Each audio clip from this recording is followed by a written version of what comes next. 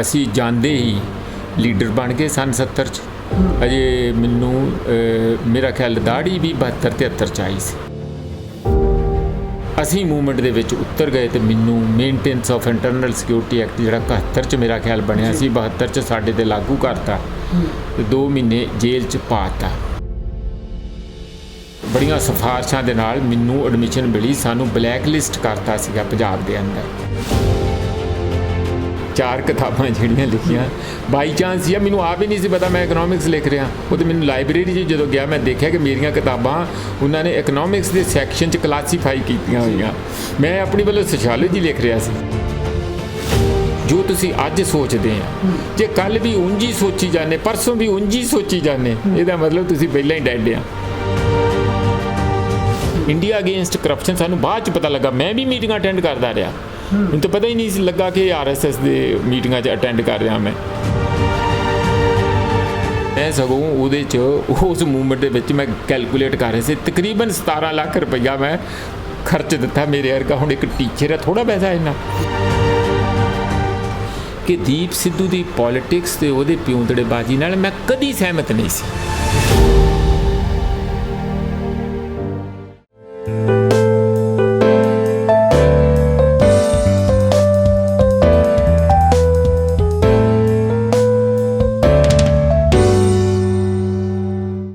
ਸਤਿ ਸ਼੍ਰੀ ਅਕਾਲ ਜੀ, ਤੁਸੀਂ ਦੇਖ ਰਹੇ ਹੋ ਪ੍ਰਵਾਸੀ ਟੀਵੀ। ਮੈਂ ਸਫ਼ਰ ਪੇਸ਼ ਹਾਂ ਪ੍ਰਵਾਸੀ ਟੀਵੀ ਸਪੈਸ਼ਲ ਲੈ ਕੇ। ਅੱਜ ਦੇ ਪ੍ਰਵਾਸੀ ਟੀਵੀ ਸਪੈਸ਼ਲ ਦੇ ਵਿੱਚ ਸਾਡੇ ਨਾਲ ਪ੍ਰੋਫੈਸਰ ਮਨਜੀਤ ਸਿੰਘ ਹੋਰੀ ਹੋਣਗੇ। ਪ੍ਰੋਫੈਸਰ ਮਨਜੀਤ ਸਿੰਘ ਉਹ ਨਾਮ ਜਿਹੜੇ ਕਿਸੇ ਜਾਣ ਪਹਿਚਾਣ ਦੇ ਮੁਹਤਾਜ ਨਹੀਂ, ਜਿਹੜੇ ਸਮਾਜ ਸ਼ਾਸਤਰ ਪੜ੍ਹਾਉਂਦੇ ਰਹੇ ਨੇ, ਡਾਕਟਰ ਅੰਬੇਦਕਰ ਸੈਂਟਰ ਦੇ ਲੰਬਾ ਸਮਾਂ ਡਾਇਰੈਕਟਰ ਰਹੇ ਨੇ। ਪ੍ਰੋਫੈਸਰ ਮਨਜੀਤ ਸਿੰਘ ਹੋਰਾਂ ਦੀ ਇੱਕ ਖਾਸੀਅਤ ਇਹ ਰਹੀ ਆ ਕਿ ਉਹ ਬਤੌਰ ਚਿੰਤਕ ਪਹਿਚਾਣੇ ਜਾਂਦੇ ਨੇ। ਧਾਰਮਿਕ ਮੁੱਦੇ ਹੋਣ, ਰਾਜਨੀਤਿਕ ਮੁੱਦੇ ਹੋਣ, ਸਮਾਜਿਕ ਮੁੱਦੇ ਹੋਣ, ਉਹਨਾਂ ਨੂੰ ਲੈ ਕੇ ਲੋਕ ਹਤੈਸ਼ੀ ਗੱਲਾਂ ਕਰਦੇ ਨੇ ਤੇ ਰਾਜਨੀਤਿਕ ਪਾਰਟੀਆਂ ਨੂੰ ਅਕਸਰ ਸਵਾਲਾਂ ਦੇ ਕਟਹਿਰੇ 'ਚ ਖੜਾ ਕਰਦੇ ਨੇ। ਪਰ ਅੱਜ ਅਸੀਂ ਉਹਨਾਂ ਦੇ ਨਾਲ ਜੁੜੇ ਕੁਝ ਸਵਾਲ ਲੈ ਕੇ ਉਹਨਾਂ ਦੇ ਨਾਲ ਗੱਲਬਾਤ ਕਰਾਂਗੇ ਤੇ ਉਹਨਾਂ ਦੀ ਜ਼ਿੰਦਗੀ ਬਾਰੇ ਗੱਲਬਾਤ ਕਰਾਂਗੇ ਕਿ ਪ੍ਰੋਫੈਸਰ ਮਨਜੀਤ ਸਿੰਘ ਹੋਰੀ ਕੌਣ ਨੇ, ਉਹਨਾਂ ਦੇ ਕਾਲੇ ਕੱਪੜੇ ਪਾਉਣ ਪਿੱਛੇ ਕੀ ਰਾਜ ਹੈ। ਸਭ ਤੋਂ ਪਹਿਲਾਂ ਤਾਂ ਬਹੁਤ ਸਵਾਗਤ ਹੈ ਪ੍ਰੋਫੈਸਰ ਮਨਜੀਤ ਸਿੰਘ ਜੀ ਤੁਹਾਡਾ ਪ੍ਰਵਾਸੀ ਟੀਵੀ ਤੇ। ਬਹੁਤ ਬਹੁਤ ਧੰਨਵਾਦ ਸਫਰ ਜੀ। ਲੋਕ ਤੁਹਾਨੂੰ ਵਿਚਰਦਿਆਂ ਦੇਖਦੇ ਨੇ ਸਮਾਜਿਕ ਮੁੱਦਿਆਂ ਦੇ ਵਿੱਚ, ਪਰ ਬਹੁਤ ਘੱਟ ਲੋਕਾਂ ਨੂੰ ਪਤਾ ਕਿ ਪ੍ਰੋਫੈਸਰ ਮਨਜੀਤ ਸਿੰਘ ਹੋਰੀ ਕੌਣ ਨੇ, ਕਿੱਥੇ ਦੇ ਜੰਮ ਪਲ ਨੇ, ਇਸ ਖੇਤਰ ਦੇ ਵਿੱਚ ਕਿੱਦਾਂ ਇਹ ਸਮਾਜ ਸ਼ਾਸਤਰ ਪੜ੍ਹਾਉਂਦੇ। ਦੇਖੋ, ਜੇ ਦੇਖਿਆ ਜਾਏ ਤਾਂ ਬੰਦੇ ਦੇ ਪਿਛੋਕੜ ਤੋਂ ਹੀ ਬੰਦੇ ਨੂੰ ਜਾਣਿਆ ਜਾ ਸਕਦਾ ਜੀ। ਤੇ ਜਿਸ ਤਰ੍ਹਾਂ ਮੋਦੀ ਨੂੰ ਵੀ ਜੇ ਜਾਣਨਾ ਤੇ ਉਹਦੇ ਪਿਛੋਕੜ ਤੋਂ ਹੀ ਜਾਣੋਗੇ ਤੁਸੀਂ ਜੀ। ਤੇ ਮੈਂ ਜੇ ਤੁਸੀਂ ਇਸ ਗੱਲ ਦਾ ਪੁੱਛੋ ਕਿ ਕੀ ਭੇਦ ਹੈਗਾ, ਇਹੀ ਦੱਸੂਗਾ ਕਿ ਸਾਡੇ ਬਾਬਾ ਵੀ ਇੱਕ ਗਰੀਬ ਕਿਸਾਨੀ 'ਚੋਂ ਸੀਗੇ ਜੀ। ਤੇ ਜ਼ਿਆਦਾਤਰ ਜਿਹੜੀਆਂ ਪੰਥਕ ਪਾਰਟੀ ਜਾਂ ਅਕਾਲੀ ਪਾਰਟੀ ਜਾਂ ਇੱਧਰ ਨੂੰ ਤਵੱਜੋ ਸੀ, ਪੰਥਕ ਤੌਰ 'ਤੇ ਸਿੱਖੀ ਸੇਵਕੀ ਵੱਲ ਪਰਿਵਾਰ ਦਾ, ਬਾਬਾ ਜੀ ਦਾ ਸਾਡੇ ਦਾ ਧਿਆਨ ਸੀ। ਮੈਂ ਜ਼ਿਆਦਾਤਰ ਨਾਨਕੇ ਇਕੱਲੇ ਹੀ ਰਿਹਾ, ਮਾਮਾ ਕੋਈ ਨਹੀਂ ਸੀ। ਤੇ ਬਚਪਨ 'ਚ ਬਿਰਤੀ ਜਿਹੜੀ ਆ ਉਹ ਬੜੀ ਸਿੱਖ ਬਿਰਤੀ ਸੀ। ਪਿਤਾ ਜੀ ਦਾ ਬੜਾ ਅਸਰ ਸੀ। ਉਹਨਾਂ ਨੇ ਉਹ ਗਾਤਰਾ ਪਾ ਕੇ ਰੱਖਦੇ ਸੀ, ਹਮੇਸ਼ਾ ਪਾਠ ਪੂਜਾ ਕਰਦੇ ਸੀ, ਖੇਤੀ ਵੀ ਕਰਦੇ ਸੀ। ਹਾਂ, ਤੇ ਇਸ ਤਰੀਕੇ ਨਾਲ ਉਹਨਾਂ ਦਾ ਬੜਾ ਅਸਰ ਸੀ। ਤੇ ਉਹਨਾਂ ਦੇ ਅਸਰ ਥੱਲੇ ਮੈਂ 8ਵੀਂ ਜਮਾਤ ਵਿੱਚ ਹੀ ਸੀ ਕਿ ਜਦੋਂ ਪੂਰਾ ਜਪਜੀ ਸਾਹਿਬ ਕੰਠ ਕਰ ਲਿਆ ਸੀ ਤੇ ਨਾਨੇ ਨਾਨੀ ਨੂੰ ਸੁਣਾਉਂਦਾ ਵੀ ਸੀ ਰੋਜ਼ ਸਕੂਲ ਜਾਣ ਤੋਂ ਪਹਿਲਾਂ। ਪਰ ਜਦੋਂ ਅਸੀਂ ਯੂਨੀਵਰਸਿਟੀ 'ਚ ਆਏ, ਪੰਜਾਬ ਐਗਰੀਕਲਚਰ ਯੂਨੀਵਰਸਿਟੀ ਦੇ ਵਿੱਚ, ਤਾਂ ਦੇਖਿਆ ਕਿ ਮਾਹੌਲ ਹੀ ਉੱਥੇ ਹੋ ਰਿਹਾ। ਉੱਥੇ ਸਕੂਲ ਐਜੂਕੇਸ਼ਨ ਛੱਡ ਕੇ ਪਿੰਡਾਂ ਦੇ ਵਿੱਚ, ਜਿਸ ਤਰ੍ਹਾਂ ਬਿਲਕੁਲ ਇੰਟੀਰੀਅਰ ਗੁਰਦਾਸਪੁਰ ਦੇ ਪਿੰਡਾਂ 'ਚ ਪੜ੍ਹ ਕੇ, ਪਹਿਲਾਂ ਮੈਂ ਫਗਵਾੜੇ 2 ਸਾਲ ਆਇਆ ਤੇ ਸਿੱਧਾ ਲੁਧਿਆਣੇ ਯੂਨੀਵਰਸਿਟੀ 'ਚ ਜਾ ਵੱਜਾ 10ਵੀਂ ਤੋਂ ਬਾਅਦ। ਉੱਥੇ ਦਾ ਜਿਹੜਾ ਮਾਹੌਲ ਸੀਗਾ ਉਹ ਤੁਹਾਨੂੰ ਪਤਾ ਕਿ ਉਹਨਾਂ ਦਿਨਾਂ ਦੇ ਵਿੱਚ ਨਕਸਲਾਈਟ ਮੂਵਮੈਂਟ ਬੜੀ ਸਟਰੋਂਗ ਸੀ ਤੇ ਨਕਸਲਾਈਟ ਮੂਵਮੈਂਟ ਨੂੰ ਹੀ ਥੋੜ੍ਹਾ ਦਰਕਨਾਰ ਕਰਨ ਲਈ ਜਾਂ ਉਸ ਨੂੰ ਦਬਾਉਣ ਲਈ PL 480 ਦੇ ਤਹਿਤ ਅਮਰੀਕਨਾਂ ਨੇ ਐਗਰੀਕਲਚਰ ਯੂਨੀਵਰਸਿਟੀ ਨੂੰ ਵੱਡੀ ਮਦਦ ਦਿੱਤੀ ਤੇ ਇੱਥੇ ਗ੍ਰੀਨ ਰੈਵੋਲੂਸ਼ਨ ਦੇ ਪ੍ਰੋਜੈਕਟ ਨੂੰ ਲੈ ਕੇ ਆਏ। ਤੇ ਉਸੇ ਯੂਨੀਵਰਸਿਟੀ 'ਚ ਅਸੀਂ ਸਟੂਡੈਂਟ ਵੀ ਉਹਨਾਂ ਦਿਨਾਂ 'ਚ ਹੀ ਸੀ। ਉਸ ਯੂਨੀਵਰਸਿਟੀ ਦਾ, ਲੁਧਿਆਣੇ ਦੀ ਐਗਰੀਕਲਚਰ ਯੂਨੀਵਰਸਿਟੀ ਦਾ ਮਾਹੌਲ ਸਫ਼ਰ ਜੀ ਇਸ ਤਰ੍ਹਾਂ ਦਾ ਸੀ, ਇਕੱਲਾ ਉਹਦਾ ਹੀ ਨਹੀਂ, ਸਾਰੇ ਪੰਜਾਬ ਦੇ ਸਮੁੱਚੇ ਯੂਥ ਦਾ, 70ਵਿਆਂ ਦਾ ਜਦੋਂ ਮੈਂ ਗੱਲ ਕਰ ਰਿਹਾ, ਸੰਨ 70 'ਚ ਮੈਂ ਯੂਨੀਵਰਸਿਟੀ ਜੁਆਇਨ ਕੀਤੀ ਹੈ। ਅਤੇ ਉਸ ਮਾਹੌਲ ਦੇ ਵਿੱਚ ਜਿੰਨੇ ਵੀ ਲੋਕ ਅੱਜ ਬਹੁਤੇ ਉਹਨਾਂ 'ਚੋਂ ਰਿਟਾਇਰ ਹੋ ਗਏ ਹੋਣਗੇ ਜਾਂ ਰਿਟਾਇਰ ਹੋਣ ਦੇ ਕਦਾਰ 'ਤੇ ਹੋਣਗੇ, ਹਾਂ ਨੇੜੇ ਤੇੜੇ ਹੋਣਗੇ, ਉਹ ਉਸ ਕਿਉਂਕਿ ਸਟੂਡੈਂਟ ਮੂਵਮੈਂਟ 'ਚ ਚੰਡੇ ਹੋਏ ਸੀ, ਪਰਖੇ ਹੋਏ ਸੀ, ਜੁਝਾਰੂ ਸੀ, ਇੱਕ ਸੋਚ ਸੀ, ਬਹਿਸਾਂ ਸੀ, ਬਹੁਤ ਹੀ ਜ਼ਿੰਮੇਵਾਰ, ਬੜੇ ਇੰਟੈਲੀਜੈਂਟ, ਬਹੁਤ ਐਕਸਟਰਾਆਰਡੀਨਰੀ ਬੱਚੇ ਤੇ ਅਫਸਰ ਤੇ ਉਹਨਾਂ ਨੇ ਪੈਦਾ ਕੀਤੇ। ਉਦੋਂ ਬਾਅਦ ਇੱਕ ਲੰਬਾ ਦੌਰ ਤੁਹਾਨੂੰ ਪਤਾ ਖੜੋਤ ਦਾ ਵੀ ਆਇਆ, ਜਿਹਦੇ ਵਿੱਚ ਫਿਰ ਮਿਲੀਟੈਂਟ ਮੂਵਮੈਂਟ ਆ ਗਈ, ਇੰਸਟੀਟਿਊਸ਼ਨਸ ਬ੍ਰੇਕ ਹੋ ਗਏ। ਤੁਹਾਨੂੰ ਪਤਾ ਕਿ ਹੁਣ ਅਜੇ ਤੱਕ ਵੀ ਸਾਡਾ ਸਕੂਲ ਐਜੂਕੇਸ਼ਨ ਸਿਸਟਮ ਦੁਬਾਰਾ ਪੈਰਾਂ 'ਤੇ ਨਹੀਂ ਖੜਾ, ਹਾਲਾਂਕਿ ਅੱਜ ਕੈਪਟਨ ਅਮਰਿੰਦਰ ਸਿੰਘ ਬੜੀ ਆਪਣੀ ਮੁੱਛ ਨੂੰ ਤਾ ਦੇਈ ਜਾਂਦੇ ਆ ਕਿ ਸਾਡਾ ਸਕੂਲ ਸਿਸਟਮ ਇੰਡੈਕਸ ਦੇ ਵਿੱਚ ਸਭ ਤੋਂ ਉੱਪਰ ਆ, ਪਰ ਹੈਗਾ ਤੇ ਉਹ ਕੁਝ ਹੈ ਜੋ ਅਸੀਂ ਦੇਖ ਰਹੇ ਹਾਂ। ਤੁਸੀਂ ਚੁਣਿਆ ਸੀ ਸਮਾਜ ਸ਼ਾਸਤਰ ਪੜ੍ਹਾਉਣਾ ਕਿ ਮੈਂ ਸਮਾਜ ਸ਼ਾਸਤਰ ਹੀ ਪੜ੍ਹਾਉਣਾ ਜਾਂ ਇਸ ਪਾਸੇ ਵੱਲ ਜਾਣਾ? ਬਿਲਕੁਲ ਨਹੀਂ, ਇਸ ਤਰ੍ਹਾਂ ਹੋਇਆ, ਇਹ ਕਹਾਣੀ ਇੰਝ ਸੀ ਕਿ ਅਸੀਂ ਜਾਂਦੇ ਹੀ ਲੀਡਰ ਬਣ ਗਏ ਸੰਨ 70 'ਚ। ਅਜੇ ਮੈਨੂੰ ਮੇਰਾ ਖਿਆਲ ਦਾੜੀ ਵੀ 72-73 'ਚ ਆਈ ਸੀ, ਅਤੇ ਲੀਡਰ ਇਹਨੇ ਤਿੱਖੇ ਬਣ ਗਏ ਕਿ ਜਦੋਂ ਮੋਗਾ ਐਜੀਟੇਸ਼ਨ ਹੋਈ, ਜਿਹਦੇ ਵਿੱਚ ਕੁਝ ਨੌਜਵਾਨ ਜਿਹੜੇ ਸੀ ਉਹ ਗੋਲੀ ਲੱਗ ਕੇ, ਸਿਨੇਮੇ ਦੀਆਂ ਸਸਤੀਆਂ ਟਿਕਟਾਂ ਦਾ ਮਾਮਲਾ ਸੀ ਅਤੇ ਉਹ ਮੋਗੇ ਦੇ ਵਿੱਚ ਸ਼ਹੀਦ ਹੋ ਗਏ। ਅਸੀਂ ਮੂਵਮੈਂਟ ਦੇ ਵਿੱਚ ਉਤਰ ਗਏ ਅਤੇ ਮੈਨੂੰ maintenance of internal security act ਜਿਹੜਾ 71 'ਚ ਮੇਰਾ ਖਿਆਲ ਬਣਿਆ ਸੀ, 72 'ਚ ਸਾਡੇ 'ਤੇ ਲਾਗੂ ਕਰਤਾ ਅਤੇ 2 ਮਹੀਨੇ ਜੇਲ੍ਹ 'ਚ ਪਾਤਾ। ਹੁਣ ਇਹ ਜਿਹੜਾ ਐਕਟੀਵਿਜ਼ਮ ਇਸ ਪੱਧਰ ਦਾ ਸੀਗਾ, ਸਾਡਾ ਮਹਿੰਦਰ ਸਿੰਘ ਰੰਧਾਵਾ ਉਦੋਂ ਵਾਈਸ ਚਾਂਸਲਰ ਹੁੰਦੇ ਸੀ ਅਤੇ ਚੰਗਾ ਮਾਹੌਲ ਸੀ, ਪਰ ਉਹਨਾਂ ਨੂੰ ਇਹ ਸਾਡੀਆਂ ਐਕਟੀਵਿਟੀਜ਼ ਮਨਜ਼ੂਰ ਨਹੀਂ ਸੀ, ਤਿੱਖੇ ਸੀ ਅਸੀਂ ਲੀਡਰਸ। 75 ਦੀ ਜਦੋਂ ਐਮਰਜੈਂਸੀ ਲੱਗ ਜਾਂਦੀ ਹੈ, ਫਿਰ ਉਹਨਾਂ ਨੇ ਸਾਨੂੰ ਦਬਾਉਣਾ ਸ਼ੁਰੂ ਕੀਤਾ ਅਤੇ ਪਹਿਲਾਂ ਤਾਂ ਮੇਰੀ BSc ਇੱਕ ਥੋੜ੍ਹੀ ਲੇਟ ਹੋ ਗਈ ਜੇਲ੍ਹ ਜਾਣ ਕਰਕੇ, ਫਿਰ MSc 'ਚ ਦਾਖਲਾ ਨਹੀਂ ਦਿੱਤਾ।